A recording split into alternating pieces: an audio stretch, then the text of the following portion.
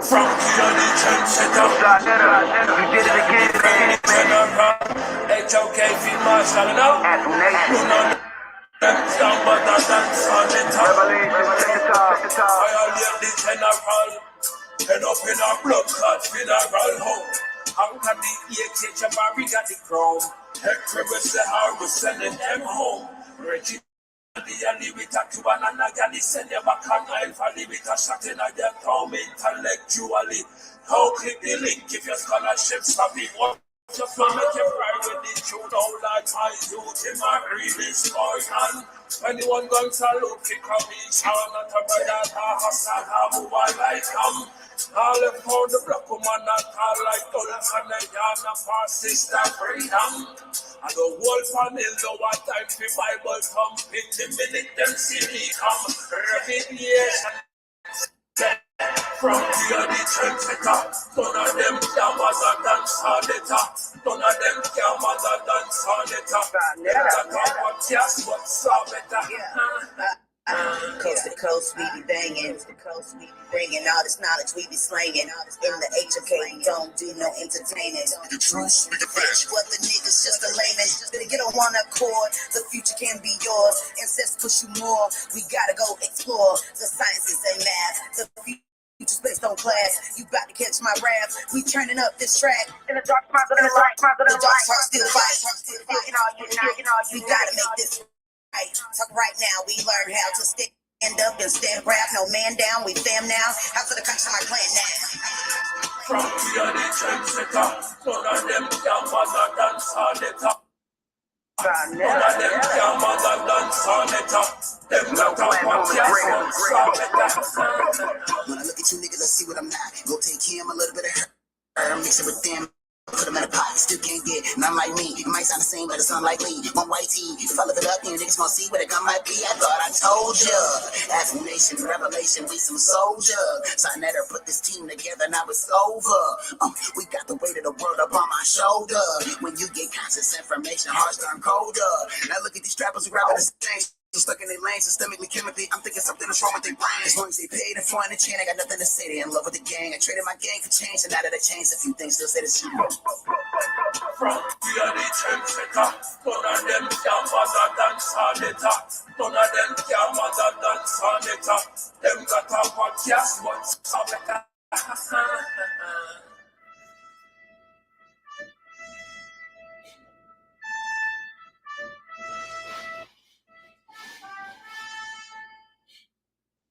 Yeah. Peace and Black Power family. Y'all already know what it is. We're gonna have a great show today. You see, when Jacob Berman came on, he broke down Paul. So I got another brother who's gonna take it a little deeper. He's gonna go in, and that's all it is. Y'all already know the brother. He's been on the channel before. MALAKI, what's happening, my brother? Shalom, man. Peace. Abundant blessings to you, my brother Sadnetta. What's the word? All praises to the ever-present Creator, man. Let's work. Right on for having me on. You already know, man. Let's get right with it. Talk to me about this topic, brother. Yeah. So I've been reading the Bible, actually studying it as an Israelite through an Israelite lens since 2003. I started teaching in 2005 and I ain't looked back since. Just constantly, you feel me, progressing, growing, you know what I mean? But I've always been the likes of like the whole messianic Israelite vibe. So, subscribed in the New Testament and all that. So it was a time to where I thought that Paul was on one accord with original apostles like James the Just, biological brother of Yahshua, Simon and them. Hey, yo, Aki, hey, check it out though. Hey, sit back. This is a treat cause my bro MALAKI MACABEE, Megaton Light Bomb, hey, he gonna show you clear as day how false of an apostle Paul was. You know what I'm saying? So hey, just sit back, man, and relax, man. I'm trying to tell you, You know what I mean? Yeah. Much love too, fam. You already know. Much love, man. But I'm gonna go ahead and let Malachi rock out. You know? Yes, indeed, Julie. You already know. It's clear as day. I'm gonna let Mally rock out though. I thought they all was on one accord. But as y'all gonna see today, once I, go through this presentation and all that, you'll see unequivocally. Sarnetta, you'll be able to defend this. I'm gonna send it to you, bro, so you can have it. Okay. What I need you to do is explain to me, because just like I may be confused sometimes, other people can also be confused, as I was explaining it to some of the people today. Yeah. How can you be Torah, right, and still be created gang, or WASPy? How does that work? Talk to me. All right, yeah. So everybody want to bring a WASPy into the play. Well, no, that's my people. That's my crew right there. Everybody want to bring that. A WASPy, when it comes down to me, myself, I've read the Holy Bible, the Holy Quran. I've read several spiritual texts dealing even with the mysticism side of being an Israelite, Kabbalah, Zohars, pseudepigraphers. I read all of it. So when it comes down to which book, in my opinion, they all just books. You know what I mean? And in my opinion, you're just supposed to get what you get out of each one of them, add that to your spiritual journey, and keep it pushing. You shouldn't be bound to nothing. You know what I mean? In my opinion. But if you want my opinion about which one has the higher light as we speak today, dealing with the advancement of the spirit and spiritual progression, WASPy hands down. But that ain't what we're here to talk about today. You feel me? How can I still be an Israelite and read books like WASPy or the Nazarene, Acts of the Apostles and all that? It's because Israel are in these books. You know what I mean? And contrary to popular belief, Israel never believed or was never on one of them like that. There was always different sects of Israel, being an Israelite, Pharisee, Sadducee, and Essene. You know what I mean? So there's many various lanes or whatever. Put it this way, Sarnetta. Everyone is free to read whatever they feel they ought to read or inspired to read, get what they get from it, and keep it pushing. But you shouldn't be bound to it. Like, damn, every word it says, I got to do it. You know what I'm saying? And that's where the trip comes up in. You're not bound. I'm not bound to nothing. I get what I get out of whatever I read and apply that on being a more solid individual. That's it. I can't hear you, Sean. Okay, yeah, I'm not here to judge you, brother. I just wanted to know how you make it work. And I mean, it is what it is. I read it and I take what applies to my journey and I keep it pushing, man. Really, the message is this, y'all. You're the book. Even in the Bible, it tells you that the words of God will be written on your heart and in your mind. Where if it's writing, it's written in you, then that makes you the book. Okay. And so without any further ado, I'm going to pass the mic to you. And I want you to go ahead and do your thing. While you're doing your thing, believe me, I'm calling Captain Tazoriak. I'm telling him, yo, brother, you better watch this presentation. We got a bird trap set for him already. Oh, he ain't going on after this either. Listen to me, son. Take notes, brother, and you won't be easily able to defend this. Okay. All right. And look, I'm gonna email you this doc. That way you have it. A lot of the naysayers that's listening already had this doc I'm about to show. After I used it in a debate, I emailed it out to everybody. Not one word has been disputed on it yet to the day. All right, so let's go ahead and get into it, bro. All right, let's get it. You got a PowerPoint? Yeah. I got a doc pulled up for you, big dog.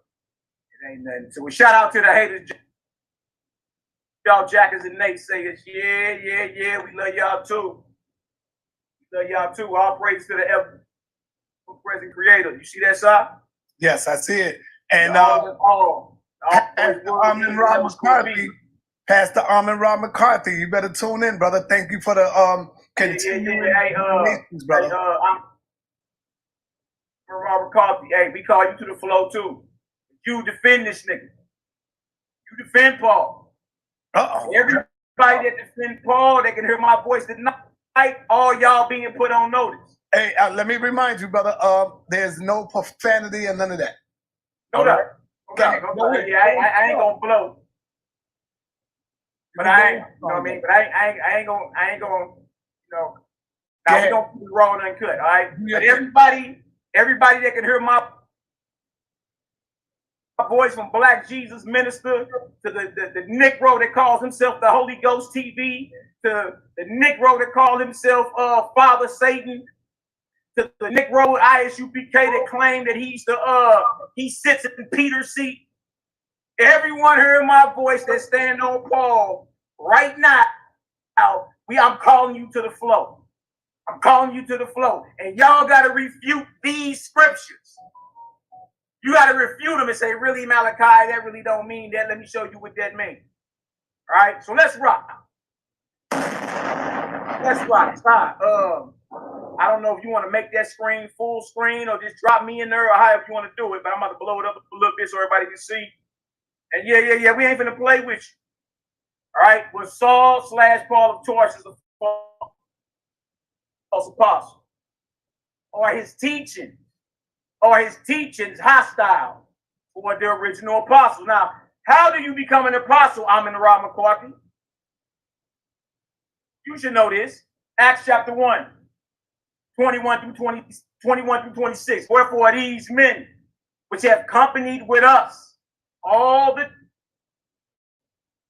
time that the Master Yeshua went in and out among us, beginning from the baptism of John, Yehukanah, unto that same day that he was taken up from us. Must one be ordained?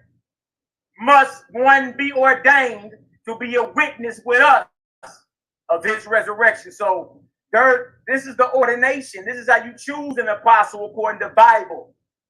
Not according to your feelings, not according to your vision. This is the ordination process. This is how they choose an apostle. Look at this. Look at this. And they appointed two. Joseph called Barsabas, who was surnamed Justice, and Matthias. And they prayed. So they got spiritual witness. I'm in Rob McCarthy. And they prayed and said, Thou, Lord, which knoweth the hearts of all men, show whether of these two thou hast chosen. So they got spiritual and prayed about it, went through an ordination ritual and asked the Creator, say, hey, you choose who you chose. Look at it. It's verse 25. That he may take part of this ministry. What ministry? The ministry that Yeshua left him. This ministry. And what? Apostleship. Must one be ordained? This ministry and apostleship, from which Judas by transgression failed, that he might go to his own place. And they gave forth their lots. And the lot fell on Matthias. And he was numbered with the 11 apostles. Apostleship, no excuses. I'm in Rob McCarthy. Pay attention. Number one, had to be a day one. How are you an apostle, but you wasn't a day one with Yeshua? Had to be around and witness the Messiah coming in and going out amongst the other apostles. Had to witness the Messiah's baptism. Point 3, had to witness the Messiah's ascension.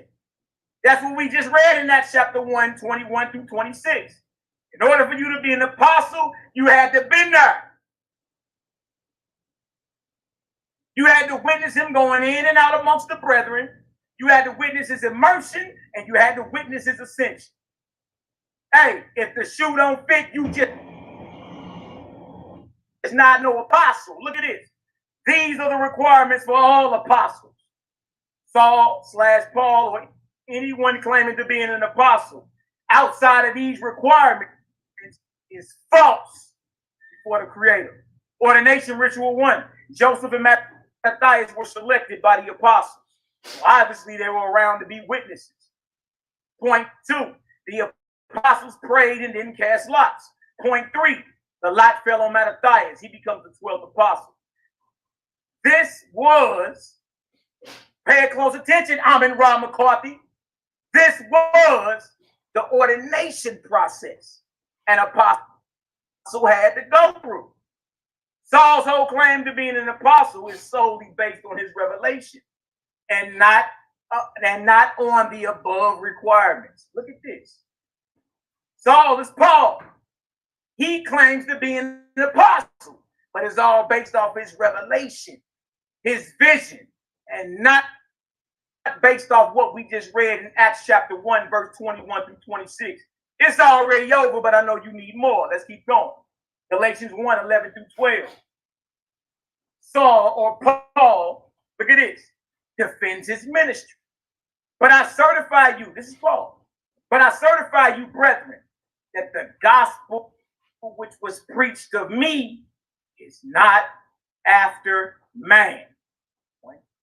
Verse 12. For I neither received it of man, neither was I taught it, but by the revelation of Jesus Christ. Look at this. According to Saul, or Paul of Tarsus, the following is true. The gospel he preaches doesn't come after mortal men. Point 2. He didn't receive his gospel from mortal men. Point 3. Nor was he taught what he preaches by mortal men. Admitting this is what Paul is admitting. Admitting this means he wasn't taught by the apostles of the Messiah, nor the earthly Yahshua before he was murdered. Sit down somewhere. Look at it. Saul's whole claim to being an apostle was based on his revelation that he experienced on the famous road to Damascus. A self-proclaimed apostle with 3 different conversion stories. Acts chapter 9, 1, verses 3 through 5, and then 7. Look at this. And as he journeyed, he came near Damascus, and suddenly there shined around the bottom a light from heaven. And he fell to the earth, and heard a voice saying unto him, Saul, Saul, why persecutest thou me? And the men which journeyed with him stood speechless, hearing a voice, but seeing no man. According to this conversion account about Saul of Tarsus, the following is true. Acts the 9th chapter. A light from heaven surrounded Saul. Saul fell to the earth and heard the voice of Jesus. The men with him didn't fall. The men with him heard the voice of Jesus, but didn't see Jesus. Acts chapter 9. Let's go up here. Acts 22. Goes back over his conversion. Look at this. And it came to pass that as I made my journey and was come near unto Damascus about noon, suddenly there shone from heaven a great light round about me. And I fell into the ground and heard a voice saying unto me, Saul, Saul, why persecutest thou me? And they that were with me saw indeed the light, and were afraid, but they heard not the voice of him that spake to me. According to this conversion account about Saul / Paul of Tarsus, following is true. A great light from heaven surrounded Saul. The men with him saw that light. Saul falls to the ground. Saul heard the voice of Jesus. The men with Saul didn't hear the voice of Jesus. Hold on. What's really going on here? Look at it. It's Acts 26, 12 through 15. At midday, King, I saw on the way a light from heaven above the brightness of the sun, shining round about me and them which journeyed with me. And when we all were fallen to the earth, I heard a voice speaking to me, saying in the Hebrew tongue, Saul, Saul, why persecutest thou me? It is hard for thee to kick against the pricks. And I said, who art thou, Lord? And he said, I am Jesus whom thou persecutest. According to this conversion account about Saul of Tarsus, the following is true. Acts 26. A light from heaven surrounded Saul and those with him. They all fell to the earth. As anyone can see, these 3 revelation or conversion accounts contradict each other. Now, why is this important? Remember what Saul of Tarsus said earlier. His apostleship and the gospel he preaches is solely and wholly based on his revelation. If his conversion account, if his revelation account has holes in it, then we must naturally question his authority, or what? His apostleship. Amin Ra McCarthy. Let's take a closer look. Amin Ra McCarthy. Look at this. And the men which journeyed with him stood speechless, hearing a voice. Man. Acts 9 and 7. And they that were with me saw indeed the light, and were afraid, but they heard not the voice of him that spake to me. Right here in Acts 9, they heard a voice. Acts 22, they didn't hear the voice. So did they hear it or did they not hear it? Look at it. And we were all fallen to the earth. I heard a voice speaking unto me and saying in the Hebrew tongue, Saul, Saul, why persecuted thou was me? It is hard for thee to kick against the pricks. Acts 26:14. Saul openly defends his ministry and boldly declares that the gospel he preaches wasn't given to him by a mortal man, by a revelation from Jesus Christ. Again, the only mortal men who could challenge Saul's authority as an apostle on a level to where Saul had to respond would be who? The true apostles, yo. We already read what it takes to be a day one. Saul never even met the earthly Yahshua. He out here on his revelation, on his vision. You had to be a day one to be an apostle. You can go be something else, but you're not an apostle though. Look at this. 1 Corinthians 5. Look at Paul defending. Why he got to defend his apostleship if he's solid with the real? Am I not an apostle? That's a question he's asking. To the church in Corinth. Am I not an apostle? No, you're not. Am I not free? Have I not seen Jesus Christ our Lord? Or not you my work in the Lord? So look at this. He admits, this is Paul. He admits his authority as an apostle is being questioned. And that the church at Corinth is his work. He puts it my work. Look at this. Verse 2. If I be not an apostle and the others, Look at Paul. If I be not an apostle unto others, yet doubtless I am to you. For the seal of mine apostleship are ye in the Lord. He admits that he is not an apostle unto who? Quote unquote others. And that the church of Corinth is the proof or seal of his apostleship. So, not the requirements and ordination ritual for being an apostle mentioned above. Paul says his proof that it being an apostle is the church of Corinth. That's all the proof needs. Not what's required of the apostles in Acts chapter 1, verse 21 through 26. All he needs is the assembly in Corinth. But notice, he admits that others don't feel that he's an apostle. Now, why not? It is. Verse 3. My answer to them that do examine me is this. So Paul is he admits there is a group of men that are casting judgment on his supposed authority. This ain't even hard side there. Just look at it. Look at this, verse 4. Paul again. Have we not power to eat and to drink? Obviously, there is a certain level of authority an apostle has. If Saul's apostleship is being questioned, then so is his authority. Look at this. Verse 5. Have we not power? Have we not power to lead about a sister, a wife, as well as other apostles? And as the brethren of the master and Cephas. He admits to the existence of the true apostles and include the brothers of Yahshua amongst them as well as Cephas. Let's read the Amplified Bible, 1 Corinthians 9 and 3. This is my defense. This is what Paul is saying. This is my defense to those who would put me on trial and interrogate me concerning my authority as an apostle. There it is, y'all. The real apostles were not feeling Paul. Paul wasn't no real apostle. And he's admitting through his letters that he was being put on trial, that he was being interrogated. You understand that the real ones wasn't rocking with him because he didn't come the way he was supposed to come. Look at this. Aramaic Bible in plain English. Look at this. 1 Corinthians 9 and 5. And why is it illegal for us to travel with a sister/wife as other apostles and as the brothers of our Lord, talking about the Messiah, and as Kepha? 1 Corinthians 9 and 5. Galatians 1 through 2. Paul again.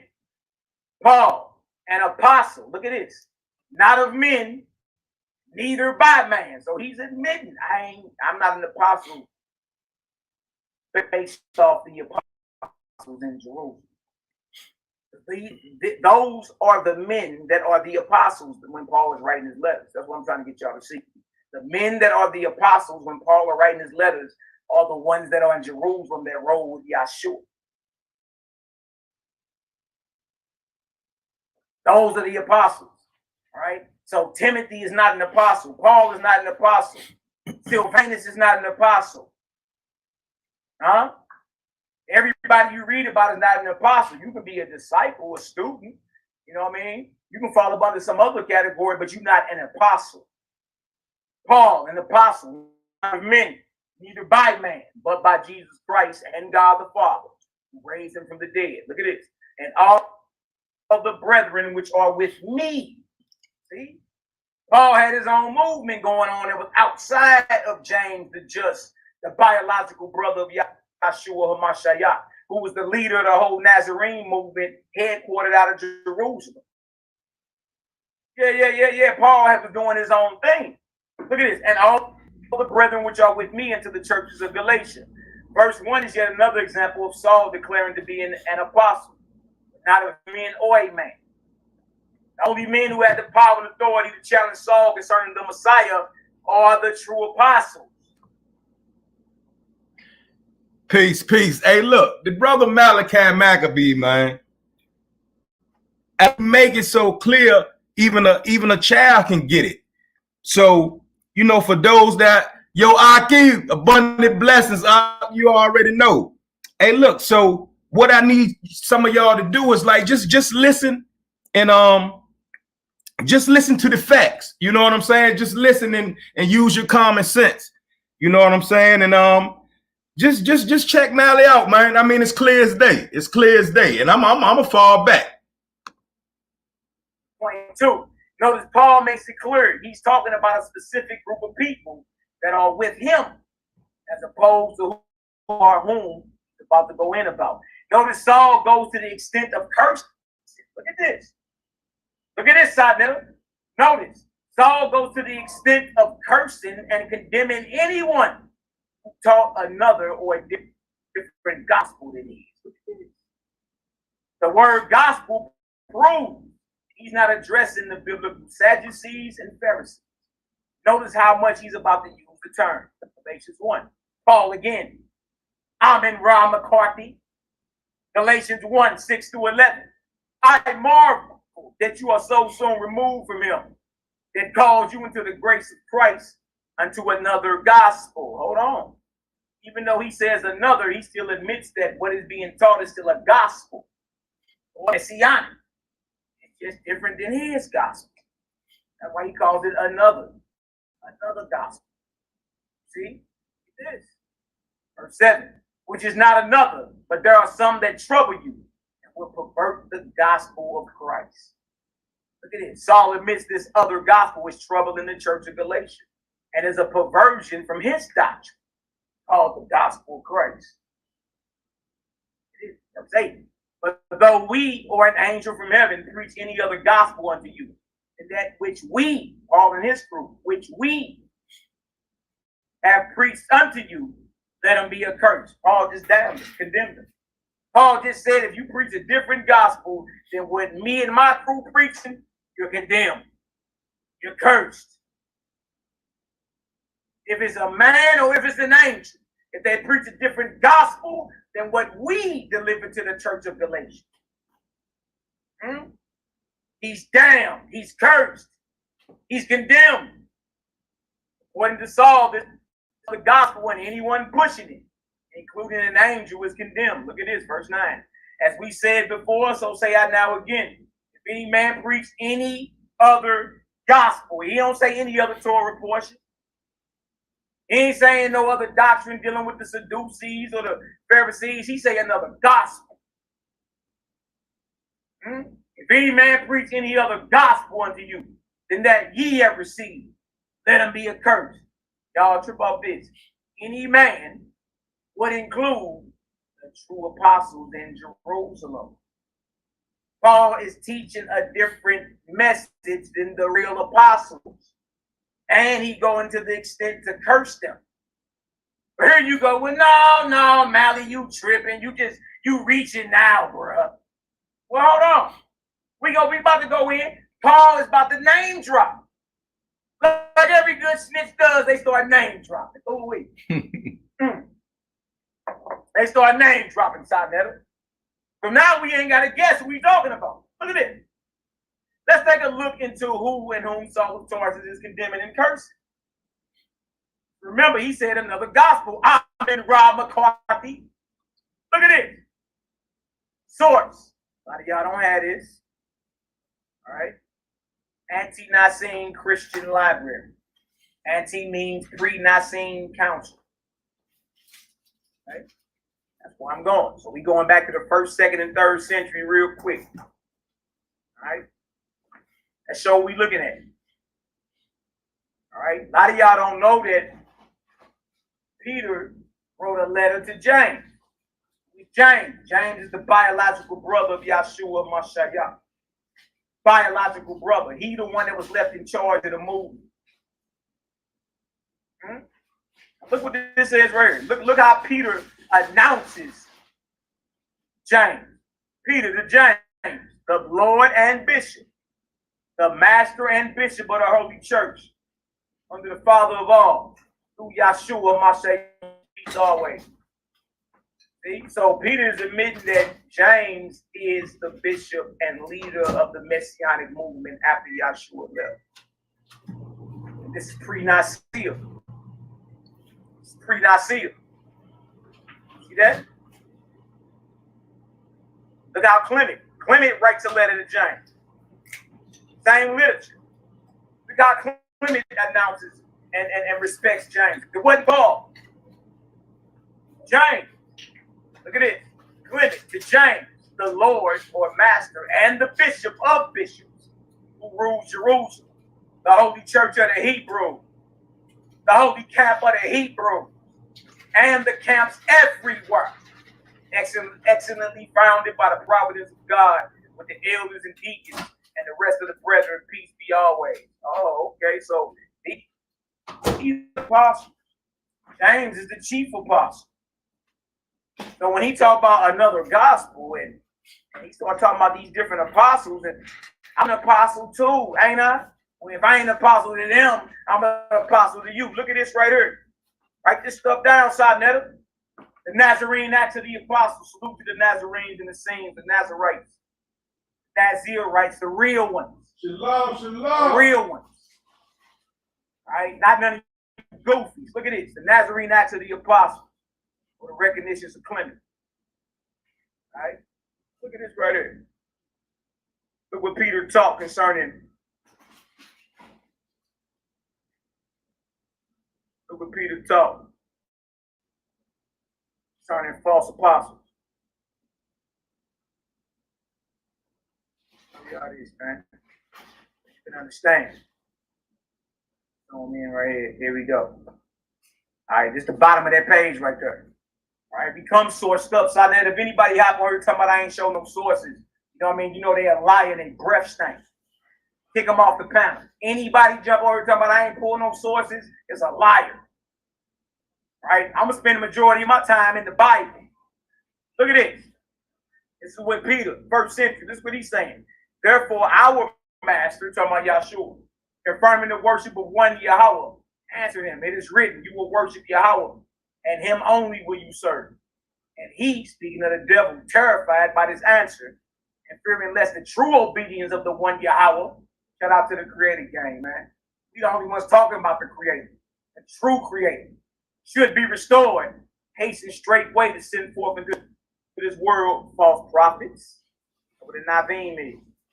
What Naveen, false prophets, false apostles, speaking, and false Morim, teachers, to speak indeed in the name of Mashiach, or Messiah, that should accomplish the will of the demon. So Kephar Peter is saying that after Yahshua had that encounter with Satan, that Satan went straight forward because he feared that the true service and true worship of the true creator was about to be instilled back into the earth. Satan went forward and sent out false apostles and false teachers and false prophets that would speak in the name of Mashiach, but will really be under the inspiration of a devil. How you know that ain't no lawless Saulus? Look at this. False apostles. This is how you know. This is the rubric. Look at this. So observe the greatest caution, that you believe no teacher. That you believe no teacher, unless he bring from Jerusalem testimonial of who? Yaakov or James, Yahshua, Jesus' brother. Bag drop, wait. Peter say that you ain't supposed to believe nobody. They got to go get stamped valid by Yahshua's biological brother first. And they got to teach what he say. Or you ain't to receive nor believe nobody running around here self-proclaiming and self-ordaining themselves. If they don't bring from Jerusalem the testimonial of James, Yahshua's brother, or of whosoever may come after him, or of whosoever may come after him, for no one, unless for no one he has gone up there, and there has been approved as a fit and faithful teacher for preaching the word of Mashiach. Unless I say he brings a testimonial from there or thence, is by any means to be received. He say if he ain't teaching, if he ain't stamped valid by James and teaching what James told him to teach, you ain't to receive him. Because he's false. Now the question is, did Paul teach what James told him to teach when he went to Jerusalem? Or did he do his own thing? I'm in Rob McCarthy. Look at this. But let neither prophet nor apostle, now be a shliach, be looked for you or look for by you at this time besides us. See what Peter say? Don't be looking for a prophet or an apostle other than the ones Yahshua rocked with. Yahshua ain't rock with him, and if James ain't stamping valid, he look, he supposed to be looked at with a jaundiced eyesight at him. He supposed to be looked at as a fraud. Look at this. But let neither prophet nor apostle be looked for by you at this time besides us, apostle. But there is one Navi Emet, prophet of truth. Words we 12 apostles preach. That don't include Paul. Remember, Paul said if you teach other than him, you're condemned. Is Paul damning the real apostle? For he is the accepted year of Yahweh, having us apostles as his 12 months. So he's saying that Messiah represents the year, and each month of the year represents one of the 12 apostles, which don't include Paul. Look at this. Look at this. Peter writes to James again, for according to the rule delivered to them, they endeavor to correct the discordances of the scriptures. If anyone happily not knowing the traditions, St. Peter is admitting that the scriptures have contradictions in them. They endeavor to correct the discordances of the scriptures. If anyone happily not knowing the traditions is confounded at the various utterances of the prophets, wherefore they charge no one to teach. No one can teach this message or in this movement unless he has first learned how the scriptures must be used. And thus they have amongst them one God, one law, one hope. Misrepresentation of Peter's doctrine. Look at this.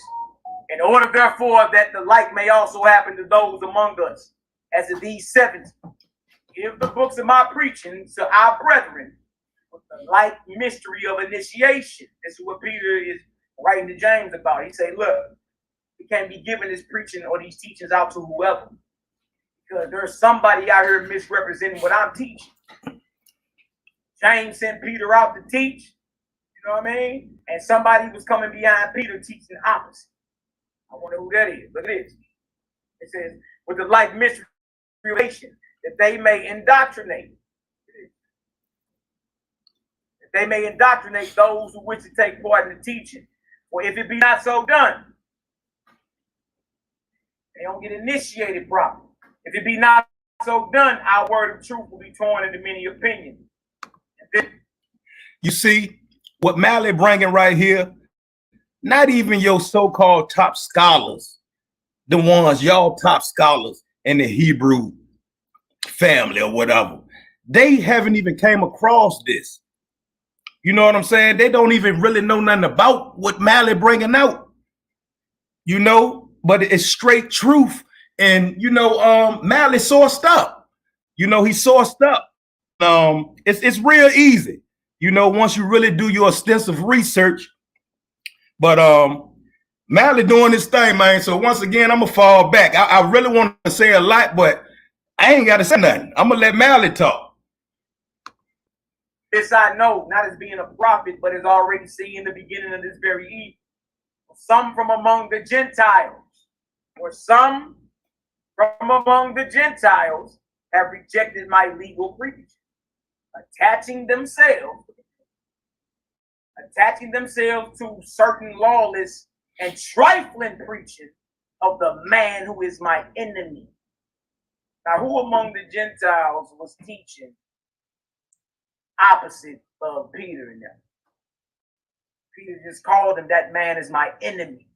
Look at this. And these things some have attempted while I am still alive, to transform my words by certain various interpretations in order to the dissolution of the Torah, as though I also myself were of such a mind, but did not freely proclaim it.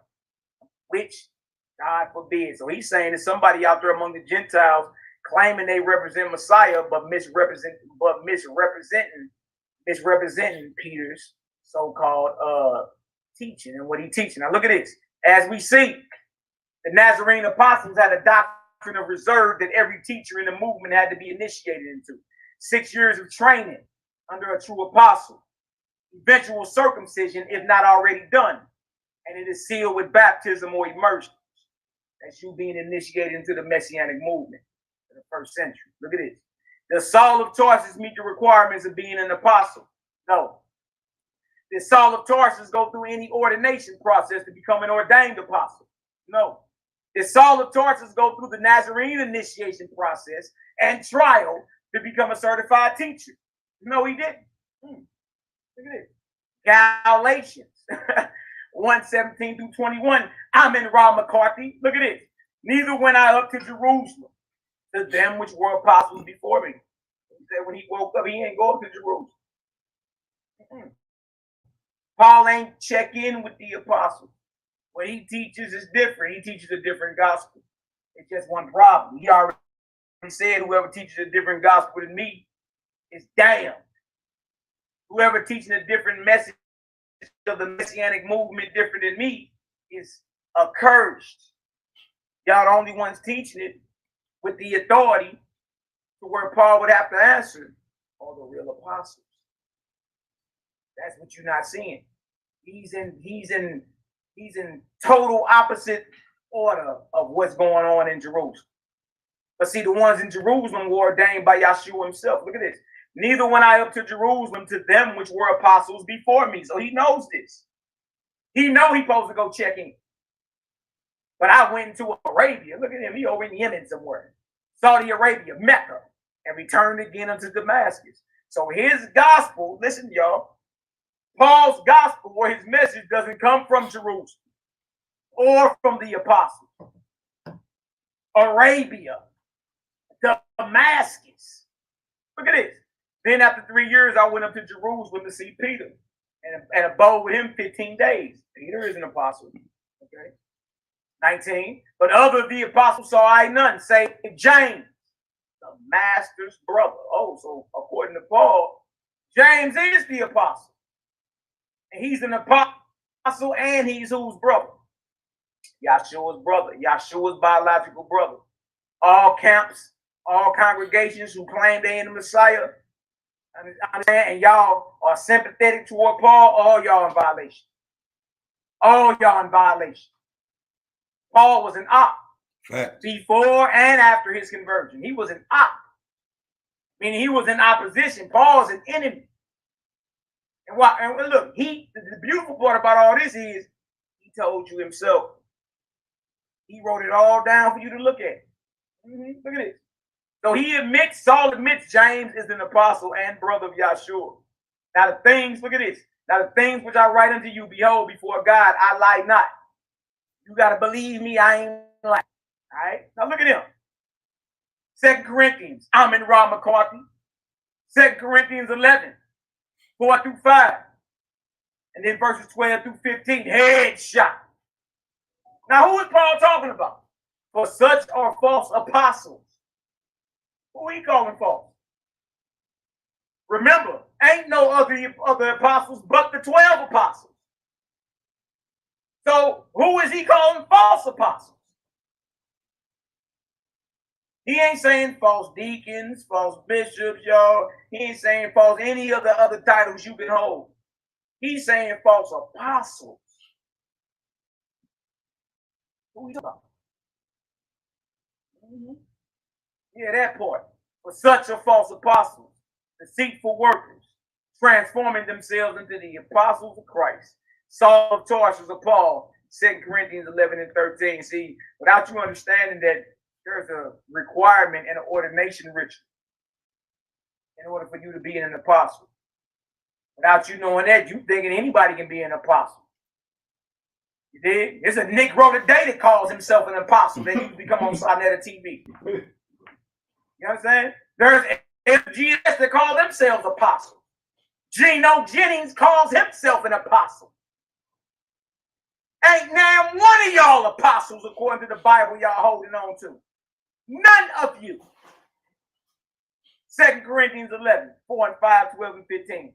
For if he that cometh preacheth another Jesus, whom we have not preached, or if you receive another spirit, which ye have not received, or another gospel, which you have not accepted, you might well bear with.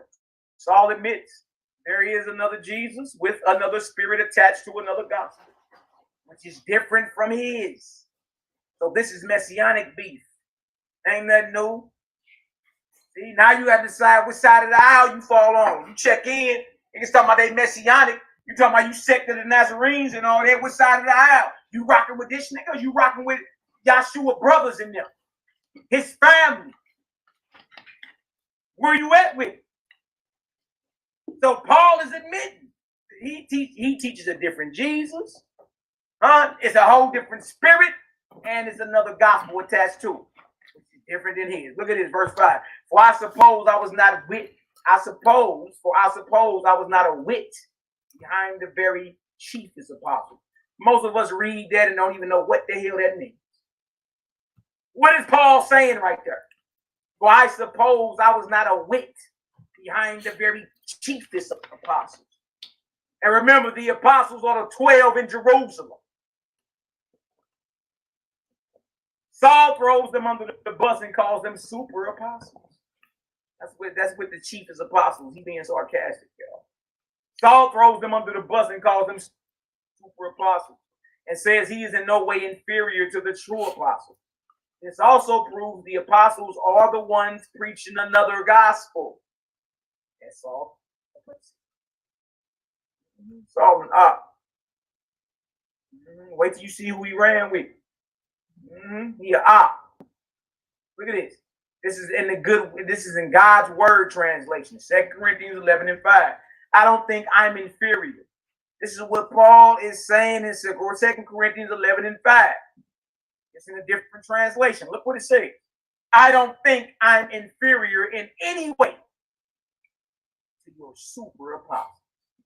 That sounds like somebody that's cool with James, cool with Simon, cool with Barnabas. After all, he got into it with every last one of them. Why is he coming off like this? Why is he defending his ministry? Why does he feel he has to throw someone else under the bus for him to be a solid nigga? What is you talking about? If you a real one, you ain't got to speak on nobody else. Real recognize real, right?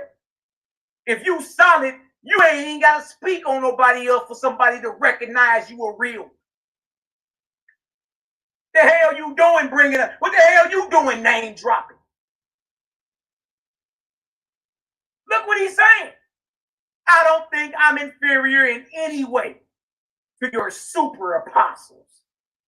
Saul of Tarsus, 2 Corinthians 11 and 5. All y'all should know who he's talking about now.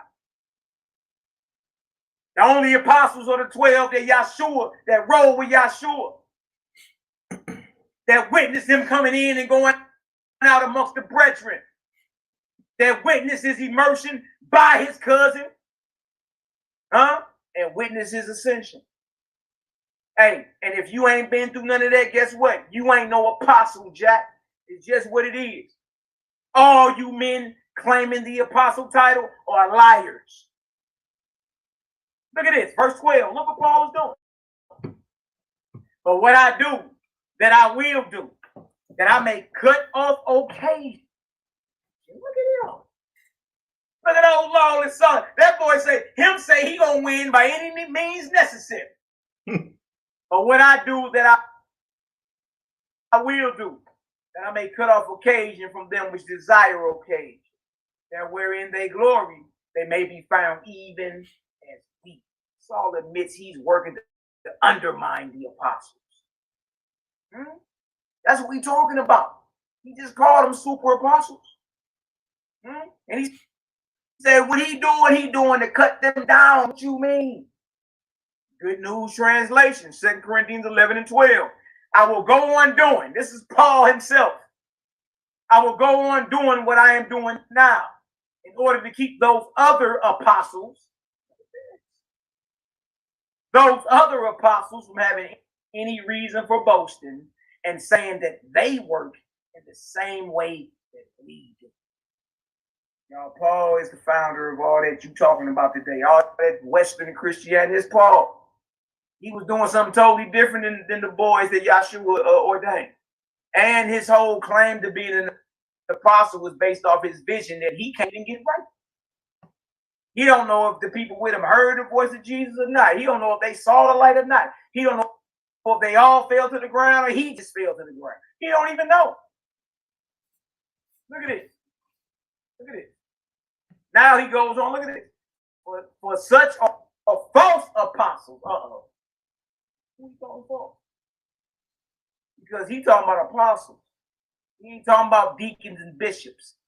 He ain't talking about pastors like Pastor Bennett. He ain't talking about that crazy lunatic black Jesus minister, the Don of the conscience, Don Bishop of the conscience. He ain't talking about that. He talking about apostles. You already know what it takes to be an apostle. For such a false apostles, deceitful workers, transforming themselves into the apostles of Christ. Look at this. Saul calls the apostles pseudo. Y'all know what pseudo mean over here on this platform. Look what he called them. When he say false, the Greek word for false is pseudo. That's another thing. He wrote everything in Koine Greek. For such are pseudo, false, deceitful apostles. Look at that. For such a false apostle, deceitful workers, transforming themselves into the apostles of Christ. It's not talking about the elders of GMS. It's not talking about genogens. Paul is talking about the apostles in his day. And the only apostles, period. There are no more apostles. So look what he called. He called them pseudo, false, deceitful. Look at this. And no marvel, for Satan himself is transformed into an angel of light. So according to Saul, the apostles transform, and so does Satan, making the apostles in league. Over Satan, he didn't already cursed them out, called them damned and condemned. Now he's saying that, look, these false apostles are messengers of Satan, and they transform. They only transform into angels or messengers of light. Yes. Therefore, it is no great thing if his ministers, look at old lawless Saul, if his ministers also be transformed as the ministers of righteousness, whose end shall be according to their works. Saul or Paul calls these same apostles servants or ministers of Satan and pronounces their judgment. Dang, son, look at this. Galatians, I'm in Ron McCarthy. Galatians. Chapter 2, that's Paul, ain't it?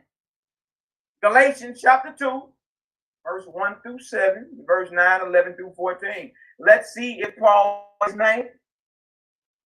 So we ain't got to guess. We ain't got to lick our finger and guess who he talking about.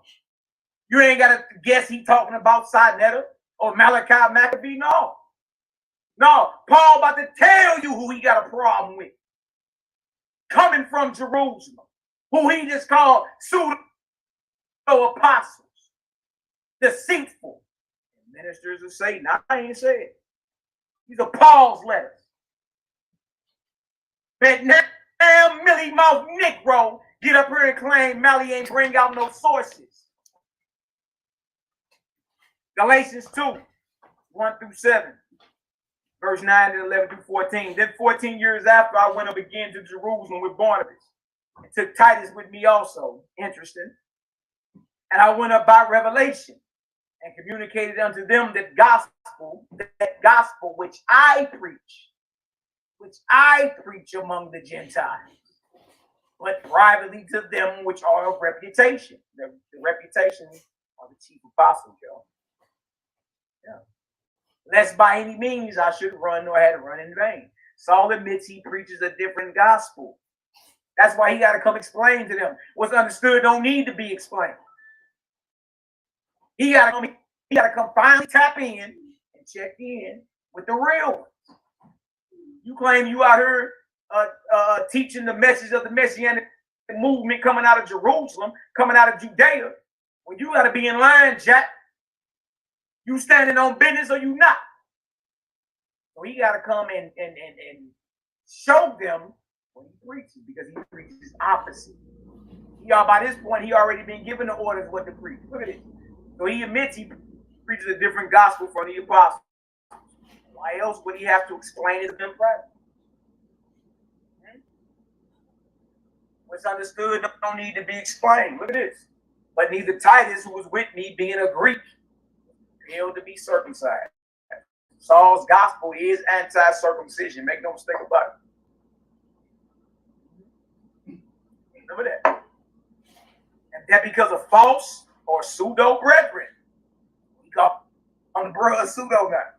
Remember, he's in Jerusalem amongst the apostles, in a private meeting with the apostles.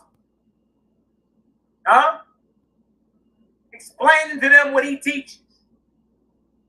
That's who he amongst. And then because of false brethren, unawares brought in, who came in privately to spy out our liberty we have in Christ Jesus, they might bring us into bondage. Saul calls the law of circumcision bondage. Slavery. They ain't talking about circumcision. So where does circumcision fit within your messianic mission or your messianic message? Saul just said that's bondage. Saul calls the law of circumcision bondage or slavery. He calls the apostles and the other brothers, who we call false, in this meeting false. I'm not making this up. These are his words. Look at this. To whom we gave place by subjection. No, not for an hour. The truth of the gospel might continue with you. Saul admits that he is not in subjection to the apostles in Jerusalem. As he just said, he didn't give place of subjection. To whom we gave place by subjection. No, not for an hour. Meaning he's not up under the authority or the message being preached from Jerusalem by the apostles.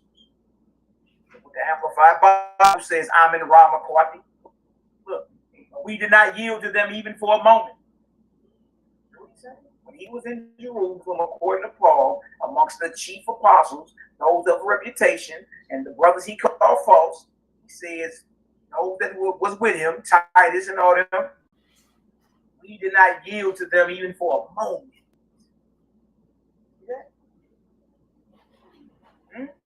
So that the truth of the gospel will continue to remain with you in its purity. Verse 6. But of these who seem to be somewhat, whatsoever they were, it maketh no matter to me. God accepted no man's person. They who seem to be somewhat in conference added nothing to me. Saul has no respect or honor for the leaders or the apostles of the assembly in Jerusalem. New Living Translation. And the leaders of the church. Leaders of the church, the apostles are the leaders. And the leaders of the church, specifically James, the biological brother of Yahshua, is the chief leader of the whole movement. And the leaders of the church had nothing to add to what I was preaching. By the way, look what he's saying. By the way, their reputation as great leaders made no difference to me. God has no faith. Saul or Paul of Tarsus, Galatians 2 and 6. Does this sound like he's cool with it? No. He's against the apostles. He's against all that. Look at this, verse 7. But contrariwise, when they saw that the gospel, remember, Paul already said if they teach a different gospel, they're damned. Everybody knows this. That's Galatians 1 and 6. Galatians 2 and 7. What does it say? Contrariwise, when they saw that the gospel of the uncircumcision, the gospel of the uncircumcision was committed unto me, as the gospel of the circumcision was unto Peter. So Saul admits again that his gospel is different. There it is. His gospel is different from the true apostle. After all, isn't the gospel of uncircumcision and the gospel of circumcision two different gospels? The gospel of uncircumcision and the gospel of circumcision are not the same gospel. If it was, you would call them the same thing. Don't forget, Paul said whoever preaches a different gospel is damned. Y'all don't know the whole time. Paul ain't talking about in 2023. GMS versus IUIC or ISUPK versus IUIC. You got brothers reading this scripture to other camps on the streets. Salute the camps, salute the congregations and all that, man. You know what I mean? But I'm saying you read this on the streets as if because he teach something different than you, that he damned. You not knowing Paul, the nigga that wrote this, was cursing out and condemning Yahshua's brothers. The ones he wrote with. Why? Because the gospel of uncircumcision and the gospel of circumcision are not the same gospel. Stevie Wonder can see that. Look at this. What he said again in Galatians 1 and 9. Look at this, Sonetta. As we said before, so say I now again. If any man preach any other gospel, just said the gospel of circumcision, that's Peter. The gospel of uncircumcision, that's Paul. So Paul's gospel is the gospel of uncircumcision. That's what he teaches. And it's different from the gospel that the apostle teaches according to him, which is the gospel of circumcision. Everyone should be able to see that. I'm not making that up. All right? So who is Paul condemning and cursing out then? This is 1 and 9. As we said before, so say I now again.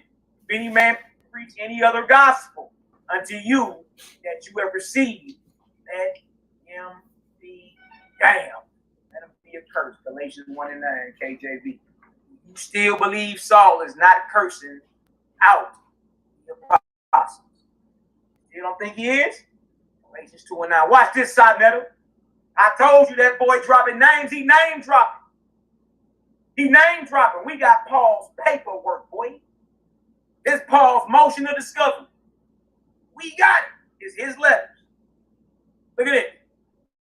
Now he start name dropping. Remember, he just said he wasn't in subjection to those in Jerusalem. He just said he teaches different gospel.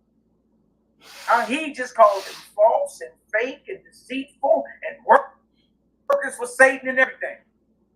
Right? Galatians 2 and 9. So who Paul talking about? And when James, Cephas, and John, who seemed to be pillars. Look at this. Y'all hear him? They seem to be pillars, huh? These are the leaders of the whole movement, and they seem to be pillars. Look at it. And when James, Cephas, and John, who seemed to be pillars, received the grace that was given unto me, they gave to me and Barnabas the right hands of fellowship, and we should go into the heathen, and they the apostles unto the circumcision.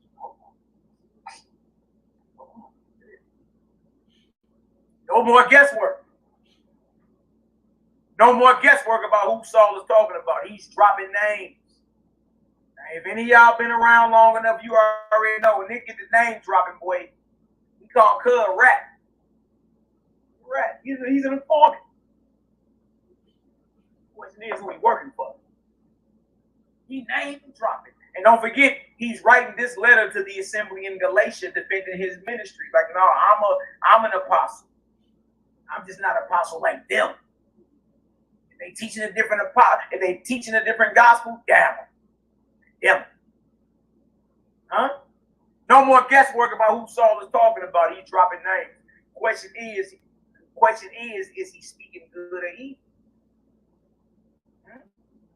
And that's what I'm asking anybody to get on here. Show me where he's speaking good or evil. Is he speaking good? Show me where he's speaking good about the apostles. Question is he speaking good or evil about the apostles of Messiah? How does Saul feel about the apostles and their gospel of circumcision?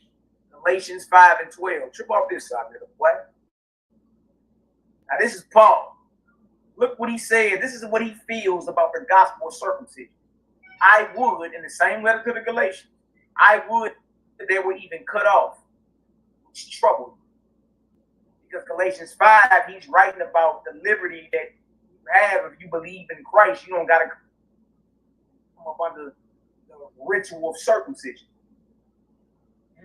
So Paul says in Galatians 5, I wish they was cut off that trouble you. A lot of us used to believe, I guess he's saying, excommunicated, cut off, cut them off type, right? No. Look what Paul is saying. Remember, we're talking about circumcision. And he's saying that those that's preaching the gospel of circumcision to the assembly in Galatia, what does Paul wish? I wish those agitators would go so far as to castrate themselves. Castrate themselves. That's how Paul feels about the Torah when it comes to circumcision. His whole stance is if you believe in Jesus then and you still pushing the law of circumcision, you might as well go ahead and remove your entire love muscle. Huh? And y'all roll with this nigga? He's saying become a unit. Castrate yourself. I wish those agitators, who are the agitators?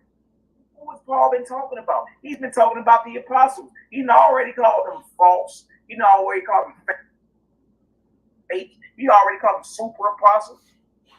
He started name dropping, right? He admits he's teaching a different gospel than them. His gospel is the gospel of uncircumcision. That's what everybody that rock with Paul, that's what you follow. The gospel of uncircumcision.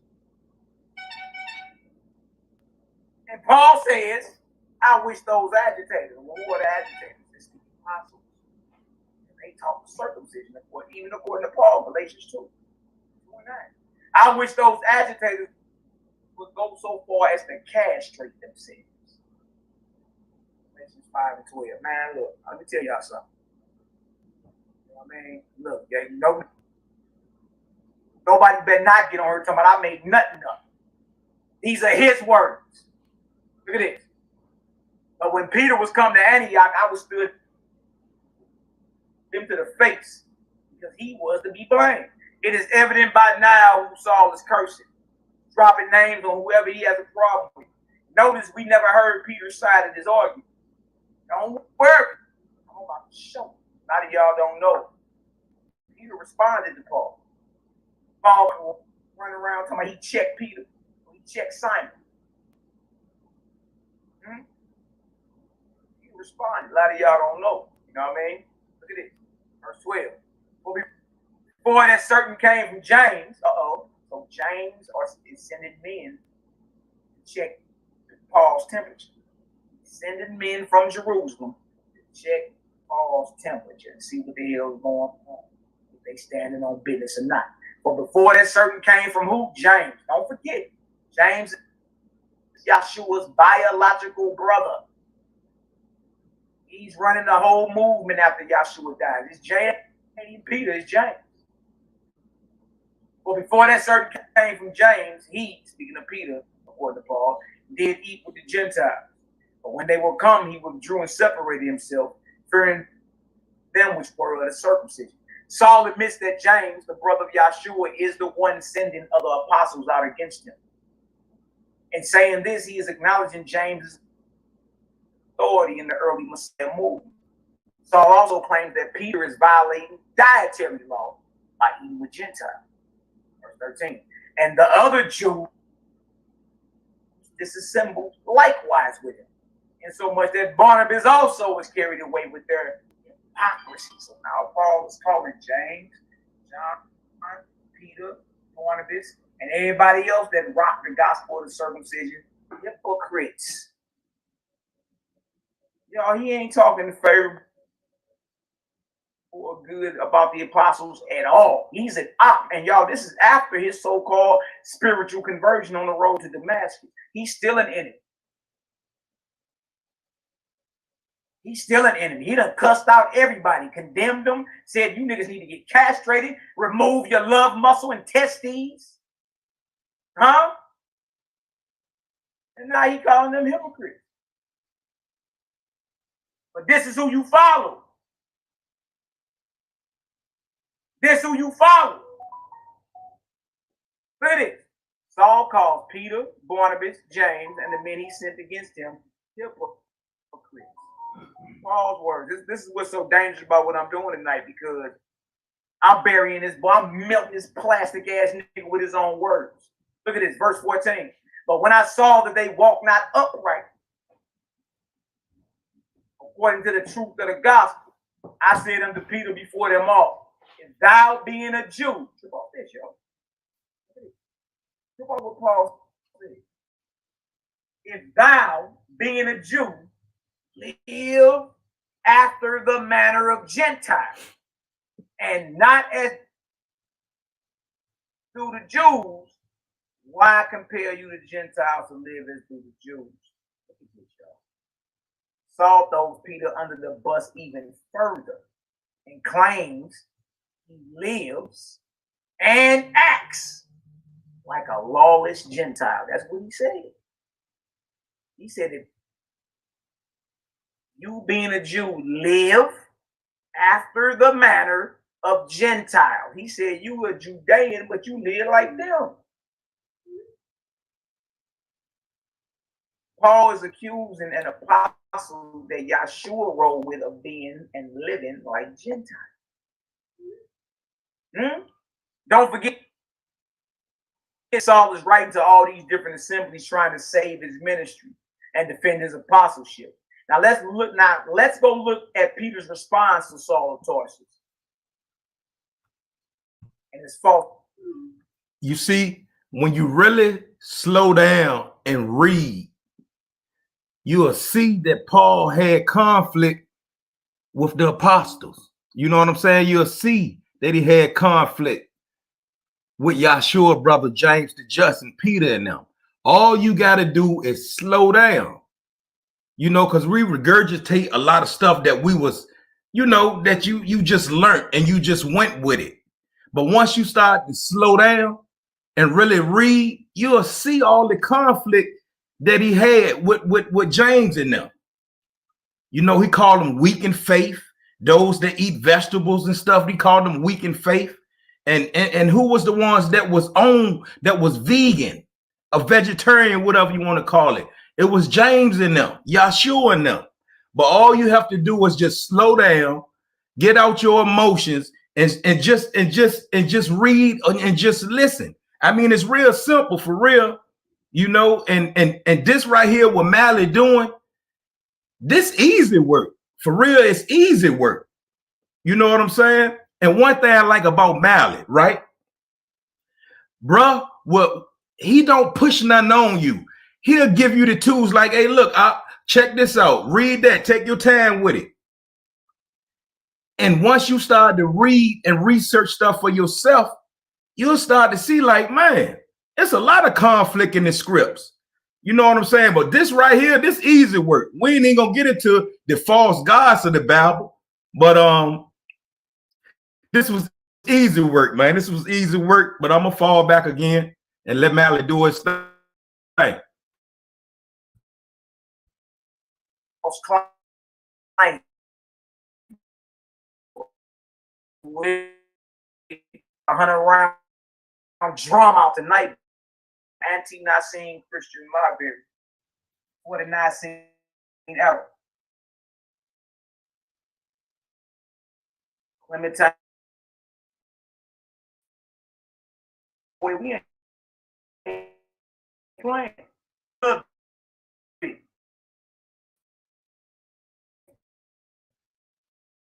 Well, keep, brother. Pause. They all open that last one them to the floor. Is the HOK champion over here.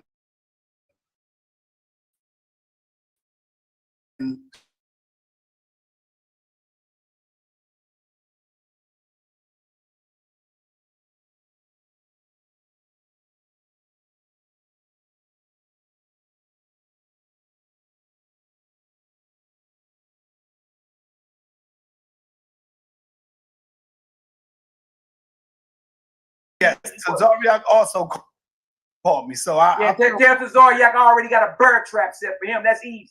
Oh man, he hit That's him. easy. Go ahead and go in. All right, that's I'm easy. the Rob McCarthy. He's in the building. He don't want no smoke either. Wrong too. He's a pastor now. That don't matter. Okay. Look, he a mental midget too. He don't want no smoke. Creative gang is here now. That's what I'm saying. We in the building, baby. Watch this.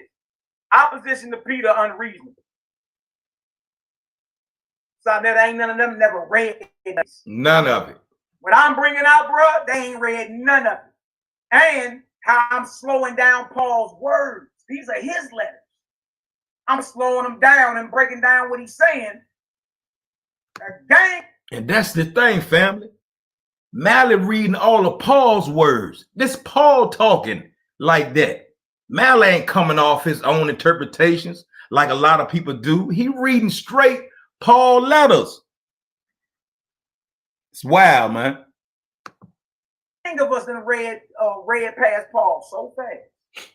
Big ain't never slowed down and said, you know what? You know what I mean? Dang, he's straight an opposition. He's straight an enemy to the movement before and after. What now, according to Paul in Galatians, he pumped Peter. That's what he said. He pumped him. All right. He been cursing brothers out, condemning them, calling them fake, calling them deceitful, false, pseudo. He even said when it comes to circumcision, whoever teaching circumcision, which he already said the apostles were, the gospel of circumcision, they might as well castrate themselves. Huh? That's how you feel about so. It's one thing to say I really don't think it's practical today. It's another thing to say the hell with that law. If you talk about circumcision, you might as well remove your love muscle and your testes. Now, Peter responds to Paul. Opposition to Peter unreasonable. If then our Jesus appeared to you in a vision. Remember, Paul had a vision. Right? Paul's whole claim to being an apostle is his vision, Sabnetta. Peter responds. A lot of people don't know this. If then our Yahshua appeared to you in a vision, made himself known to you, and spoke to you, it was as one who was enraged with an adversary. Peter just told Paul, hey, if who I roll with hollered at you, he hollered at you as an adversary, Jack. You know what I mean? Because there ain't no way, shape, form, or fashion you wouldn't be locked in with us. There ain't no way, shape, form, or fashion you wouldn't be rocking with Yahshua bros and them. Y'all running around here talking about y'all messianic or Christian. But you ain't rocking with the bros though. You ain't standing on business like them brothers that would have put a blade to your throat before they let a naked statue of Caesar stand up in their temple. Those were the messianic brothers. Look what Peter say. If then our Yahshua appeared to you in a vision, Paul, made himself known to you and spoke to you, it was as one who was enraged with an adversary. And this is the reason why it was through visions and dreams or through revelations that were from without that he spoke to. But can anyone be rendered fit for instruction through visions? And if you will say it is possible, then I ask, why did our teachers, speaking of Yahshua, abide in discourse a whole year to those who were awake? You say, okay, if all you needed was a vision, then why he get down with us a whole different way? Huh? How about who appeared to Paul appeared to Constantine? Because he had a vision too. Look at this. And how are we to believe your word? This is what Peter is saying to Paul. And how are we to believe your word when you tell us that he appeared to you? And how did he appear to you? When you entertain opinions contrary to his teaching. Peter is telling Paul, and how did who I roll with, how did my brother How did the one I laughed with and cried with and hugged and learned from and was raised up and given all this power? You dig? How in the hell he appear to you when you entertain opinions contrary to his teaching? Talk that talk, man. Huh? What teaching? Such as what you feel about the law of circumcision, castrate yourself, remove your love muscle and your testes. But if you were seen and taught by him and became his apostle for a single hour, proclaim his utterances. Stop right there. Paul never quotes Yahshua, not one time. Paul never quotes the Gospels one time in his letters. That's for a whole nother reason. A lot of y'all don't know that Paul actually was writing before the Gospel even came out. You really don't want to know how deep the rabbit hole goes. I'm in Raw McCarthy. Damn, you going in right now, brother. You really don't want to know. Paul was writing before a gospel was even inked. Damn. But if you were seen and taught by him and became an apostle for a single hour, Paul, proclaim his utterances. Thus. Let me take that back. I don't think y'all heard. I don't think y'all heard, man. Right there. Paul never quotes Yahshua, not one time. Paul never quotes the Gospels one time in his letters. That's for a whole nother reason. A lot of y'all don't know that Paul actually was writing before the Gospel even came out. You really don't want to know how deep the rabbit hole goes. I'm in Raw McCarthy. Damn, you going in right now, brother. You really don't want to know. Paul was writing before a gospel was even inked. Damn. But if you were seen and taught by him and became an apostle for a single hour, Paul, proclaim his utterances. Paul never quoted Yahshua. He never, not one time, quoted the gospel. Interpret his sayings. Love his apostles. Uh-oh. Well, we can't say Paul loved the apostles of Yahshua when he's saying they need to be castrated. When he called them fake and false and deceitful and workers of Satan. No. This man and I condemning them and shit. Look at it. Love his apostles. Contend not with me who companied with him. See, Peter knew Yahshua. He met him. Lived with him. Laughed with him. Hugged him. Chopped it up with him. Like really knew him. So he say, love his apostles. Don't fight with me who company with him. Or in direct opposition to me, who am a firm rock, the foundation of the church you now stand. If you were not opposed to me, you would not accuse me and revile the truth proclaimed by me, in order that I may not be believed when I state what I myself have heard with my own ears from the Messiah, as if I were evidently a person that was condemned in a bad reputation. But if you say that I am condemned, didn't Paul say, let them be cursed? Didn't Paul say if they're teaching of the gospel, let them be damned? Peter say, but if you say that I am condemned, you bring an accusation against God who revealed the Messiah to me. And you inveigh against him who pronounced me blessed on account of the revelation. But if indeed you really wish to work in the cause of truth, listen up, Paul. If you want to work in the cause of truth, learn first of all from us, the real apostles, what we have learned from him. And becoming a disciple of the truth, become a fellow worker with us. He's like, you gotta tap on in with us. And in today's time, that's equivalent of saying, tap in with the creator game. Because we the only ones talking about the creator today. We the only ones talking about the creator, which is above every God anybody that named over here on this platform. If you really want to get down and be a light worker and a worker of truth, tap in with the creator gang, man. Creator Gang TV. How does Saul feel about the Nazarene apostles? I'm almost done. I got a few more sides, then we're going to get it in. Look at it. How does Saul or Paul feel about the Nazarene apostles' dietary law? Uh-oh. Paul's still telling on himself, man. Look what Paul says and thinks about the law. Because if you a Nazarene, if you in the scene, you got a dietary law. There's a way we eat. That's even contrary to the Orthodox Israelites today. We eat totally different. How about the leaders of Yahshua's movement ate the same way as we eat? See that? Huh? How about, because whatever charges your blood charges your spirit. Whatever you eat get in your bloodstream. Huh? And that charges your spirit. Look at it. Amplified Bible, 1 Corinthians 10 and 25. Regarding meat offered to idols. Look what Paul said. Let's trim out this side there. This is what Paul says concerning what to eat. Eat anything that is sold in the meat market without asking any questions for the sake of your conscience. Saul of Tarsus, 1 Corinthians 10 and 25. Paul just said, you eat whatever you want to eat. And don't even question the ingredients. Don't even question what it is. See? But is this what he was commanded to teach? Is this how Yahshua and them rolled? Did they roll like that? Look at this. Acts 15 and 13. And after they had held their peace, James answered, saying, men and brethren, hearken unto me. Acts 15 and 13. Don't forget, James is Yahshua the Messiah's biological brother.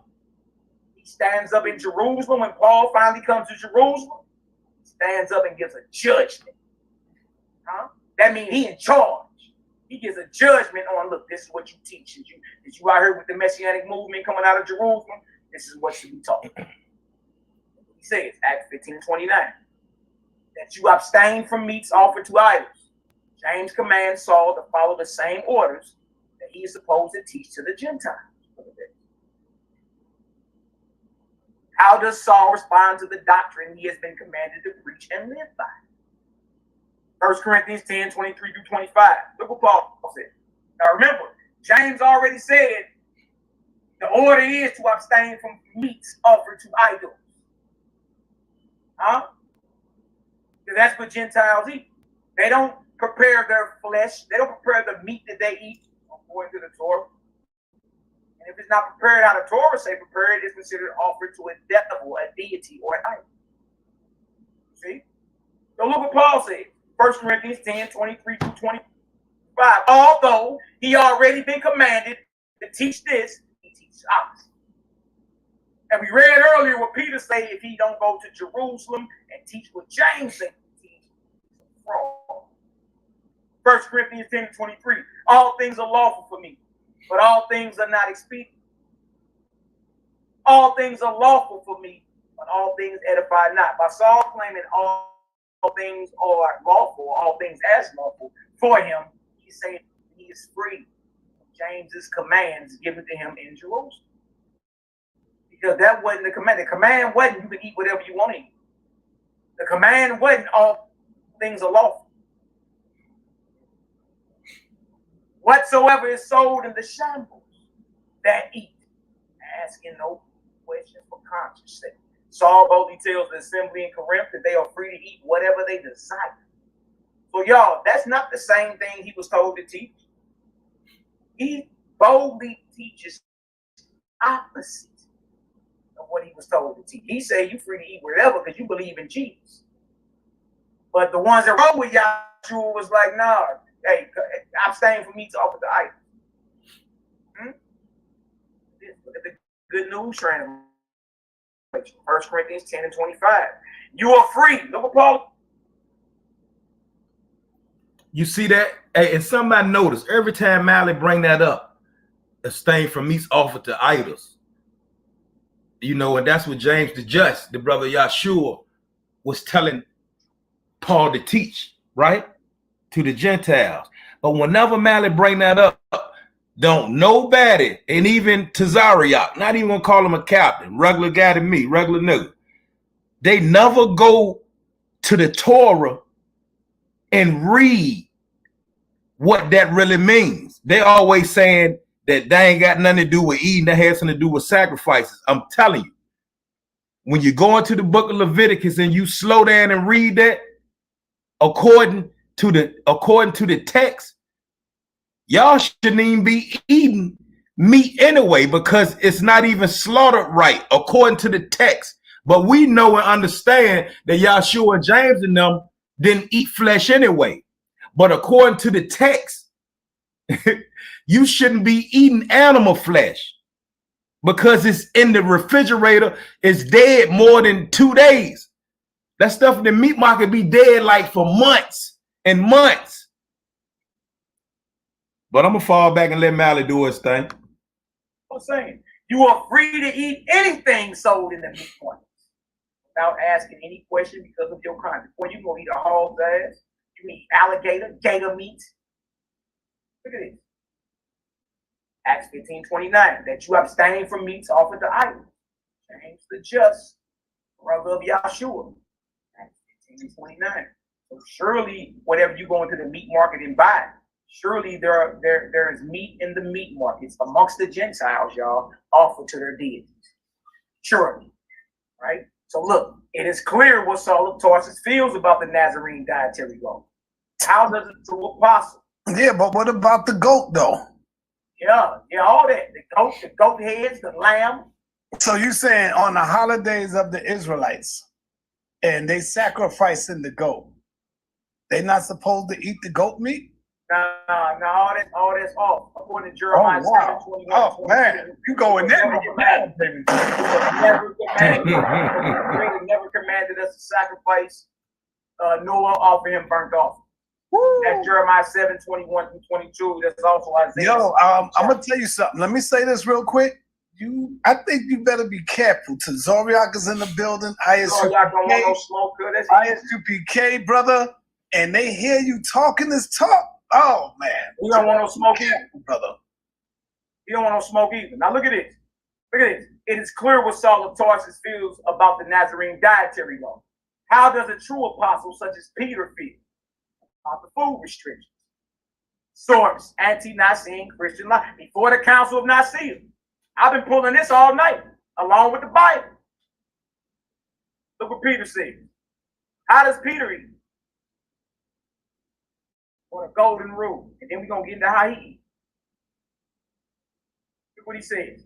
And we're smitten in your body, so now if you repent, as I said, and submit to those things which are well-pleasing to God, you may get new strength to your bodies and recover your soul's health. And the things which are well-pleasing to God are these.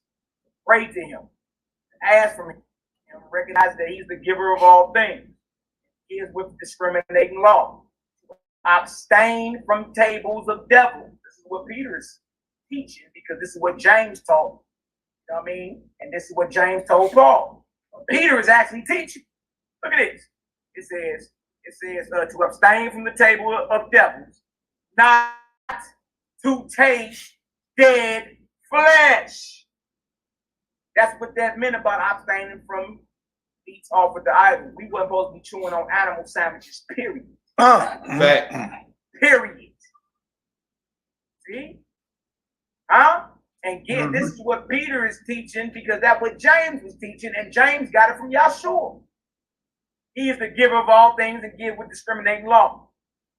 To abstain from the table of devils, not to taste dead flesh, not to touch blood. So lamb and goat is like demonic, you saying? Yeah, you ain't put it this way. Dealing with the Torah, there's a way you're supposed to prepare it and slaughter it. And Sinetta, nobody that's keeping Passover, nobody that's keeping the Feast of Tabernacles, the trumpets, or anybody chewing on chicken, lamb, goat, none of them are slaughtering those animals how the Torah says. And if you're not slaughtering how the Torah says slaughter the animal, then according to the Torah, the book of Leviticus, chapter 17, 1-7, you have just sacrificed your meat to an idol, a devil.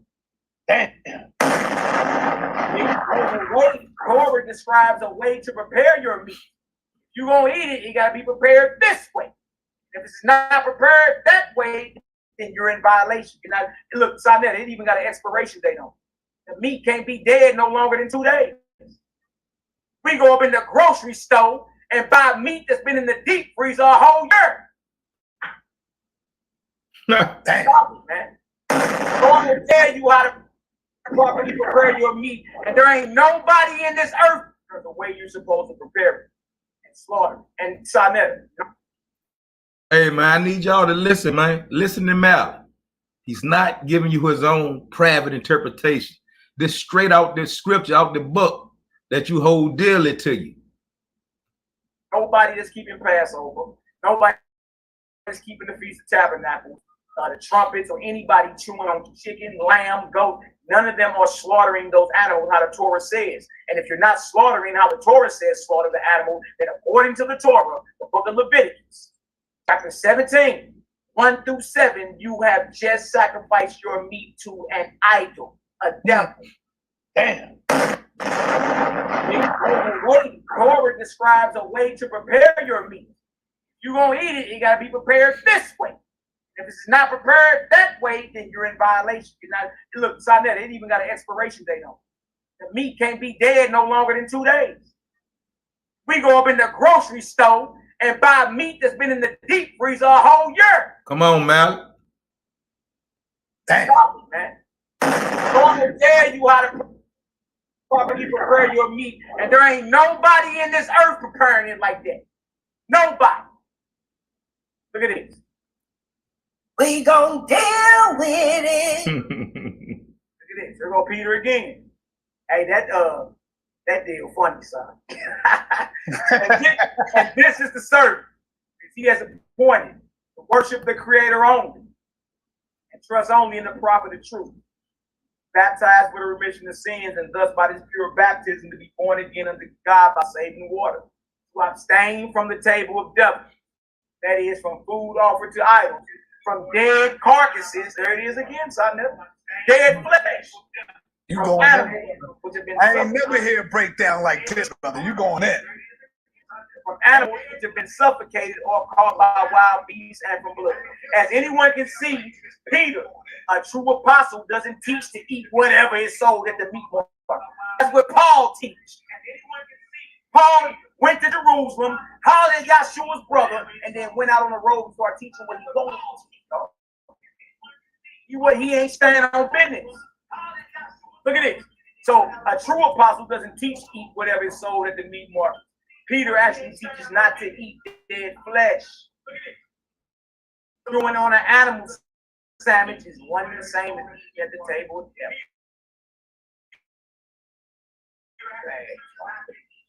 Awesome diet. Let's look at his diet.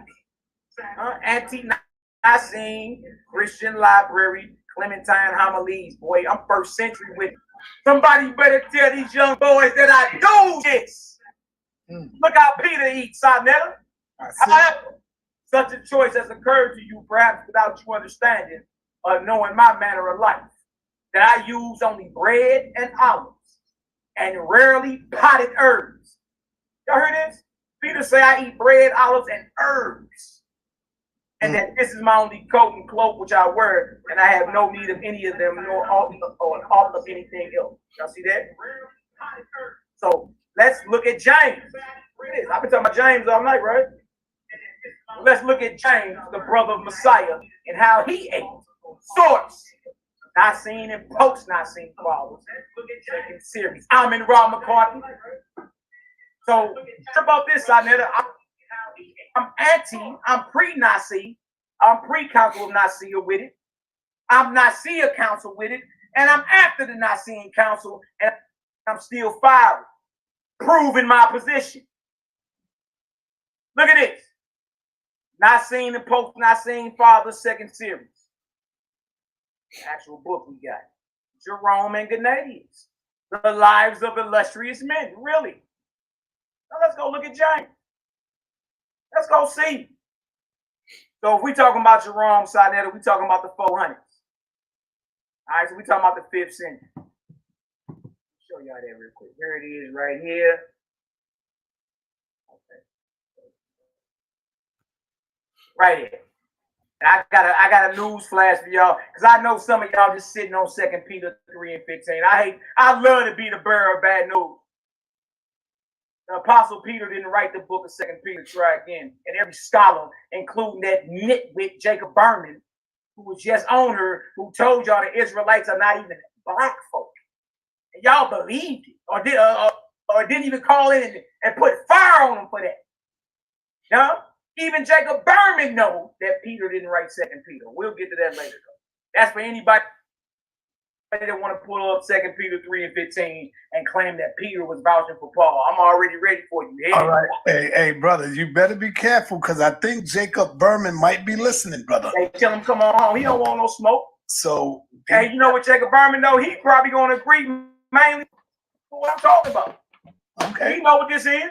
Now look at this. This is Jerome writing about Peter in the 4th and 5th century. Look at it. Simon Peter, the son of John from the village of Bethsaida in the province of Galilee, brother of Andrew the apostle, and himself chief of the apostles. After having been a bishop of the church of Antioch and having preached to the dispersion, the believers in circumcision in Pontus, Galatia, Cappadocia, Asia, and Bithynia, pushed on to Rome in the 2nd year of Claudius to overthrow Simon Magus, and held the sacerdotal chair there for 25 years. This the chair that your hog belly said that he sits in now. Yahama, he says he sits at Peter's seat. Look at this right here. It says right here, chair there for 25 years until the last, that is the 14th year of Nero. At his hands he received the crown of martyrdom, being nailed to the cross with his head toward the ground and his feet raised on high, asserting that he was unworthy to be crucified in the same manner as his Lord. Look at this. He wrote 2 epistles, which are called Catholic. The second, Catholic means universal. The second of which, 2 Peter, he wrote 2 epistles or 2 letters. The second of which, on account of its different from the first in style, is considered by many. Now remember, this in the 400s, Sonetta. Is considered by many in the 400s not to be by him. 2 Peter. Peter did not shout out Paul.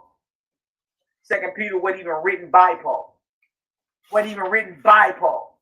And y'all, they knew that 1,600 years ago. Sit down somewhere. Now let's look at James. How did James eat? Hold up. I see you, Amon Ra McCarthy. I'm going to wait till he finished and then I'm going to bring you in. Yeah. Just jump on in here and get smoked. Easy work. James, who was called the brother of the Lord, surnamed the Just, the son of Joseph, by another wife, as some think, but as appears to me, the son of Mary, sister of the mother of our Lord, whom John makes mention in his book, after our Lord's passion, at once ordained by the apostles, bishop of Jerusalem.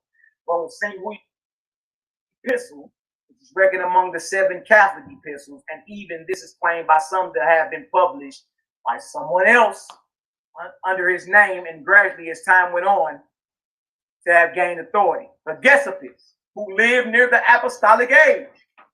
So Agesippus lived during the late 1st century, early 2nd century. All right, yeah, he was called Agesippus the Nazarene now. Agesippus, who lived near the apostolic age, in the 5th book of his commentaries, writing of James, says, after the apostle, James, the brother of the Messiah, surnamed the Just, was made head of the church at Jerusalem. Many indeed are called James. This one was holy from his mama's womb. Huh? I mean, he was a Nazarite. He drank neither wine nor strong drink, ate no flesh. The apostles that rode with Yahshua weren't flesh eaters. They ain't celebrating, keep the Passover. Everybody observed Passover. Everybody didn't observe it the same way. They didn't eat flesh. They were against the sacrifices. See that? Look at this right here. He drank neither wine nor strong drink, ate no flesh, neither shaved or anointed himself with ointment or bathed. Dang. So we see right here that James the Just never had a razor come on his head. Never drunk wine, never drank strong drink, and never ate flesh. He was a Nazarite. He was consecrated from his mama's womb. Source, the Gospel of the Nazarenes, headshot. Gospel of the Nazarenes. Look at this. Chapter 2. Look what the angel says to Miriam, the mother of Yahshua and James and them. Therefore, you shall keep your covenant to eat no flesh. So even the Messiah's mother wasn't eating flesh. Therefore, you shall keep your covenant to eat no flesh, nor drink strong drink. For this child shall be filled with the Spirit, the Holy Spirit, consecrated to the Lord, a Nazarite from his mother's womb. Talking about Yahshua. Yahshua was Nazarite. You going in, bro. You going in tonight, goddammit. Yeah. Look at this. It says right here, it says, a Nazarite from his mother's womb, and neither flesh nor strong drink shall he take, nor shall a razor touch his head. We all know Paul got a problem with long hair. Paul got a problem with the knotty head dread man. Salute. Look at it. Look at this right here. Let me show you. I don't know if Captain do this type of research, man. You don't do this type of research. Captain, leave this brother alone if you're listening, brother. Please, my captain. He ain't ready for none of this. He ain't ready for none of this. It's above his pay grade. You know what I mean? Gospel of the Nazarenes, page 15. Headshot. Look at this. Verse 21. And the Lord said, look at this. Out of Egypt have I called my son. He shall be called the Nazarene. And he rose and took the young child and his mother and came into the land of Israel. And they came and dwelt in the place called Nazareth, where dwelt who? Nazarites and Essenes. Now stop, brother. You got to break that down for me. I hear people call that scripture, but they never break it down. Out of Egypt have I called my son. Talk to me about that, man. Yeah, so according to the biblical narrative, Israel was in Egypt, called out of Egypt as the son of the Creator. And also Messiah sojourned there while his life was being hunted. You know what I mean? So this is showing that prophecy is actually talking about the Nazarene Messiah, the real one. You know what I mean? And it's saying that when he came and dwelt in Nazareth, Nazareth was a dwelling place for Nazarites and Essenes, and that's where you get the combination of Nazarene from. Nazarites and Essenes. And remember, the Nazarites and Essenes, they rock a certain way. Now, the apostles of Messiah rocked the same way. Look at this. It also came to pass that in the second year of Yahshua's life, a second son was born to Joseph in there. His name was called James, meaning one who is just and righteous before the Lord, one who is of true Israel. As with Yahshua and John the Baptist, it's a family affair, y'all. As with Yahshua and John, he, James, was consecrated unto the Lord, a Nazarite from his mama's womb, according to the way. So we got Yahshua, we got John, we got James, we got Mary, we got Joseph. All of them rock this way. Look at this. In later years, they would have 3 more sons: Judah, Justice, and Simeon, and also 2 daughters, Asia and Lydia. And even the Bible tell you that the Messiah had a family, man, brothers and sisters, and don't nobody ever talk about it. We just talk about Paul. Huh? Now look at this. Almost done. Now look at it. Let me show you how real this is. You know what I mean? I don't want to hear nobody talking about I ain't pulling no sources. You lying. Man, you going in. You showing it. You showing it. So based off the ancient testimony was of Jerome, 4th century, and Agesippus, 1st and 2nd century, James, the brother of Yahshua, was a Nazarite and a vegetarian. He didn't chew on animals, drink wine, strong drink, or allowed a razor to touch his head. The Gospel of the Nazarene says the same thing. Peter the Apostle, according to the Nazarene Acts of the Apostles, Homily 12, chapter 6, was a vegetarian also. Now we know, now we know who Paul is calling weak. True apostle, Amplified Bible. One man's faith permits him to eat everything. Really. While the weak believer eats only vegetables. Who you think he calling weak? Who he been talking about this whole time? Huh? While the weak believer eats only vegetables to avoid eating ritually unclean meat or something previously considered unclean. Paul of Tarsus or Saul of Tarsus, Romans 14:2. Now we know who Saul of Tarsus was talking about when he said they teach doctrines of devils that they command to abstain from meats. The true apostles. Remember, James already told Paul to abstain from meats. Paul wasn't prophesying about Malachi, MACABEE in the last days, telling Israel to lay down the animal sandwiches. That's why Israel is sick. He wasn't prophesying about me. He was already talking bad about the Nazarene apostles that Yahshua already had ordained. The bros that was already rolling with this. Huh? Look what James told him.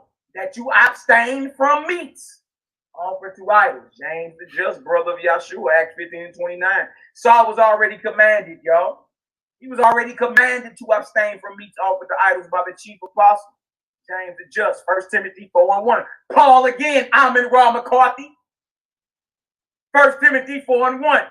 Now the Spirit speaketh expressly that in the latter times some shall depart from the faith. Paul's faith, y'all. Giving heed to seducing spirits and doctrines of devils. Speaking lies and hypocrisy, having their conscience seared with a hot iron. Don't forget, Saul already called James and Peter and those with them hypocrites. That's Galatians 2, verse 11 through 14. He already called them hypocrites. Look at this. 1 Timothy 4:3. Forbidding to marry and commanding to abstain from meats. Well, brother, you already commanded to abstain from meats by the ones Yahshua appointed. And we showed you that not only him that commanded you, but even Peter and them, that's how they roll. Even Yahshua rolled like that. His mama, his daddy, his brothers, his sisters, his cousins, all of them rolled like this. So who is this nigga who never met Yahshua? And then all of a sudden tell y'all you free to eat whatever you want. And whoever tell y'all to abstain from meats, is entertaining a doctrine of devils. It's just one problem. The first man, Adam, that's all he ate was vegetables and fruits. According to the biblical narrative. So that means you call that Adam weak. When the Greeks attacked the temple during the time of the Maccabees, Judah Maccabee and them, as long as the temple was under attack, they didn't eat a piece of flesh. Forbidden to marry and commanded to abstain from meats. He already been commanded to do that, which God had created to be received with thanksgiving of them which believe and know the truth. How is this a prophecy if Saul already was commanded to abstain from meats by James? Just look at this. Also, according to Jerome, Agesippus, and the Nazarene Gospels, Yahshua, his brother James, his cousin John the Baptist were all lifelong Nazarites. No chewing on animals, no strong drink, no wine, no haircuts. Now we know who Saul was talking about when he claimed long hair was a disgrace to a man. Because remember, if they're Nazarite, y'all, no razor touches their head. That means their hair is long. That means their hair is long and free forming. Salute the not your head dread money. In organizations like the ISUPK, they got a problem with locks. That's how you know them niggas ain't about nothing real. They got a problem with locks. How about Yahshua was a Nazarite? James was a Nazarite. Look at this right here. New Living Translation. This is Paul. Try what Paul say about the long hair, Sonetta. Isn't it obvious that it's disgraceful for a man to have long hair? Dang, man. Look at this right here. Look at this right here. Now, to end this, I could go into there, but I'm about to go into Paul and who he really is. All right, that right there goes hard. It breaks down how Yahshua in Revelations, the 2nd chapter, was telling y'all, warning y'all about Paul. That's who he's warning y'all about. All right, anybody want to get it, we can get it on there, but I want to show y'all this right here. It's way more important. Look at this. Look at this right here. A lot of y'all running right here believe Saul was just a solid, stand-up Israelite. He was an Israelite. He said he was a Benjamite.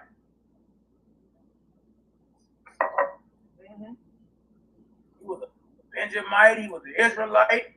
He all good. Really. Saul of Tarsus. Saul is Paul.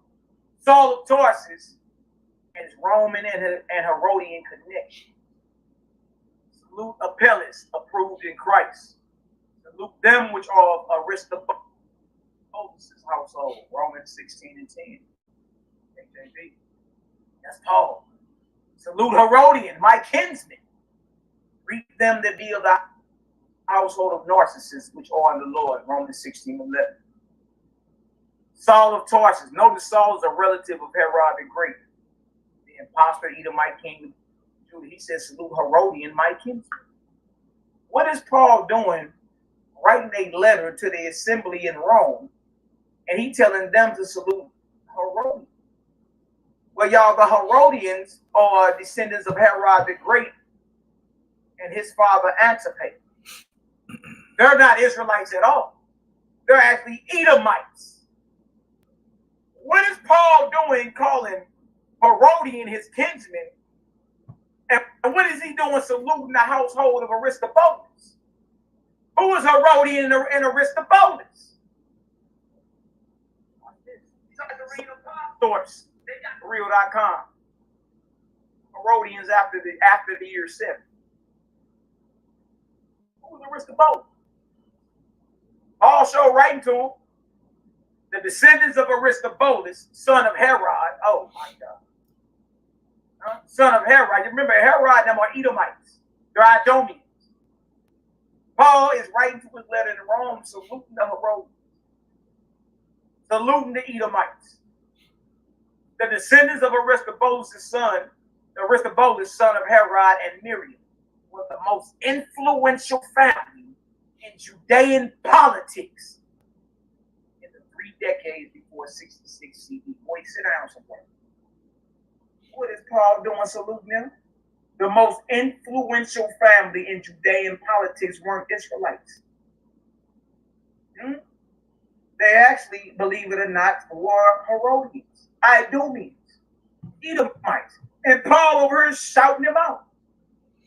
The members were not only Herodians, but also Hasmoneans. Yeah, look at this. On their mother's side, Miriam was a granddaughter of both Hyrcanus II and Aristobulus II. After an adventurous career, Aristobulus' son Agrippa, Edomite, was appointed by Gaius in 38 CE, king of the former tetrarchies of Philip and Lysanias, and was granted the Praetorian ornamenta, or the protection of the Praetorian Guard, y'all. The Praetorian Guard are the secret service of the Romans. They the feds. They like the secret service. They you understand? They do their research, they do their homework, and when they come to prosecute, you more than likely you're going down. The Praetorian Guard, the bodyguards of the aristocracy of Rome and her friends, and they were heavy into the information side. So they were highly influential and had the protection of Rome backing them, the Praetorian Guard. All right, so when he says salute Aristobulus' household, y'all, he talking about a Herodian. That's what he's talking about.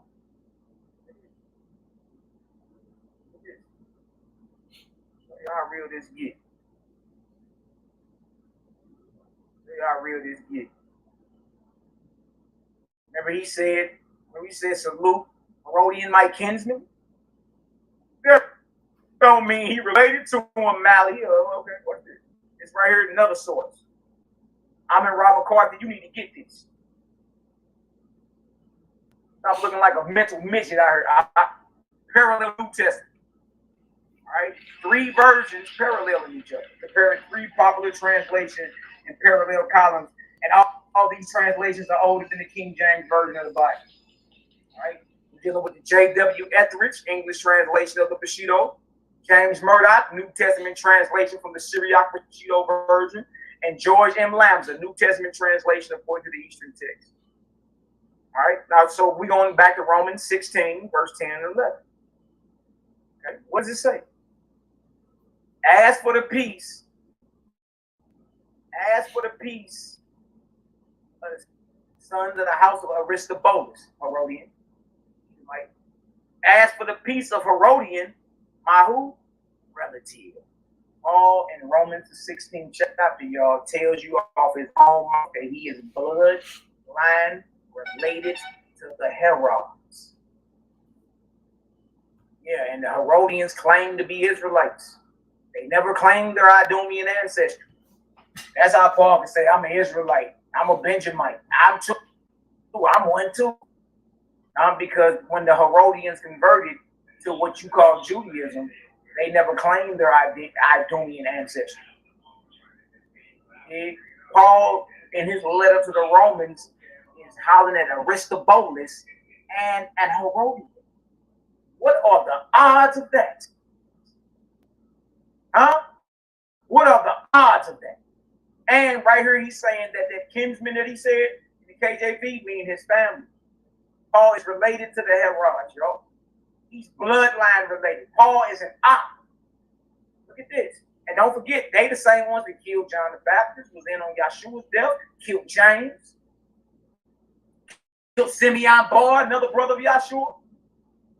The Herods, the Herodians, they were the tax collectors for Rome and Judea. Like the Alexanders were tax collectors for Rome and Alexandria in Egypt. No, Paul's related to the Herods. And what are the odds? If he ain't, what are the odds of him shouting out Aristobulus and Herodian in the same verse or back-to-back verse? And he came right out and said, that's my relative. He said that. All right, I ain't said, he said. Look at it. Let's go show. Not only is Saul of Tarsus, look at this side there. Not only is Saul of Paul of Tarsus a bloodline relative of Herod the Great, he also had Roman citizenship. Did any of the apostles have Roman citizenship? No. Did Yeshua have Roman citizenship? No. Look at this. Acts 22, 25 to 29. Now, this kills me. Not only is he saying in the letter to the Romans that he's related to the Herodians. He shouted out Herodian and Aristobulus. Y'all, in Acts 22, Paul comes on outside and tell you that he's a free-born Roman. Free-born. Huh? Don't worry, we're going to look at how you become a free-born Roman citizen. Acts 22, 25 through 29. Headshot. As they bound him with thorns, Paul said unto the centurion that stood by, "It is lawful for you to scourge a man that is a Roman." Paul about to get handled. That was his Roman card. That was his Roman card. No, you can't beat me. I'm a Roman. I ain't even been judged or condemned yet. Is it lawful for you to do such? Look at this. When the centurion heard that, he went and told the chief captain, saying, "Take heed what you do, is for this man is a Roman." Talking about Paul. Yes. Then the chief captain came and said unto him, "Tell me, art thou a Roman?" He said, who said he? Him said, yeah. Paul is admitting he's a Roman. You say, well, Israelite by blood, Mally, but you know, Roman citizenship. You know, like us today. It ain't nothing like us today. Nothing at all. And you only become a Roman citizen only by a few ways. Only by a few ways. Look at this. He said, yeah, look at this. And the chief captain answered, with a great sum obtained I this freedom. So the chief captain told Paul, I'm a Roman citizen, but I had to pay for my freedom. I once was a slave. I had to pay for it. Look what Paul said. And Paul said, but I was what? Freeborn. Freeborn. See, I mean, he didn't have to purchase. He was born a Roman citizen. He was born a Roman citizen. So look at this. Then straightway they departed from him, which should have examined him. And the chief captain also was afraid after he knew that he was a Roman. Man, that it said Roman about 5 to 10 times in them few chapters. And because he had bound him. Now, this is the question. How can Saul of Tarsus claim Israelite heritage, have Herod the Great as an ancestor, and be a freeborn Roman citizen? Watch this. Watch this. Source, scriptoclassica.org. All right. It is. The intervention of Julius Caesar, governor of Syria, in the affair of Herod's trial. Now I'm about to show you how Paul got his Roman citizenship based off who he's related to. Remember, he said, I'm a freeborn Roman. He already said Herodian is my relative. He already shouted out Aristobulus. He already told you he's freeborn. Watch this. I'm almost out of here. We're going to open it up and get it cracking. No problem. You dig? But hey, cats better be addressing them scriptures I pulled up. You know what I mean? Like I went through plenty of scriptures. Paul's own words. Now look at this. This is how the Herodians and all those related to them got Roman citizenship. All right. About July 47, this is BC. Julius Caesar came from Egypt to Syria. And during his short stay there, settled the affairs of the province and rewarded those states and individuals who had given him military aid in the Alexandrian War. Because the zealots, the Israelites who were standing on business in Egypt, they was warned against the Greek opposition, you know what I mean, in Egypt. So Julius Caesar come through there, they conquered them too. Right? Hyrcanus was appointed ethnarch of the Jews and high priest with all the traditional privileges accompanying the latter office according to Jewish law. Moreover, both these offices were to be hereditary. You had to be an Israelite to be a high priest or to be a king, all right, or an ethnarch, whatever. And with all the traditional privileges accompanying the latter office according to the Jewish law. Moreover, both these offices were to be hereditary. The Jews were promised autonomy and allowed to live, or more precisely, to be judged and to administer their internal affairs according to their own law. Thus, Caesar put an end to Judea's status as a subject state and raised her political and legal position to that of a free state. As part of this, look at it. Look at this. As part of this arrangement, that Jerusalem Sanhedrin was restored to all its traditional powers, including the exclusive right to judge criminals. One of the individuals, pay close attention. This is how Paul can claim to be an Israelite, be related to the Herods, and have Roman citizenship. Look at this. One of the individuals whom Caesar rewarded for his courage and excellent military record in the Alexandrian War was Antipater, the father of Herod. So what did he do? What did Julius Caesar give Antipater, Herod the Great's father? To whom he granted what? Roman citizenship, boy. Bag drop. Bag drop, boy. Huh? Herod the Great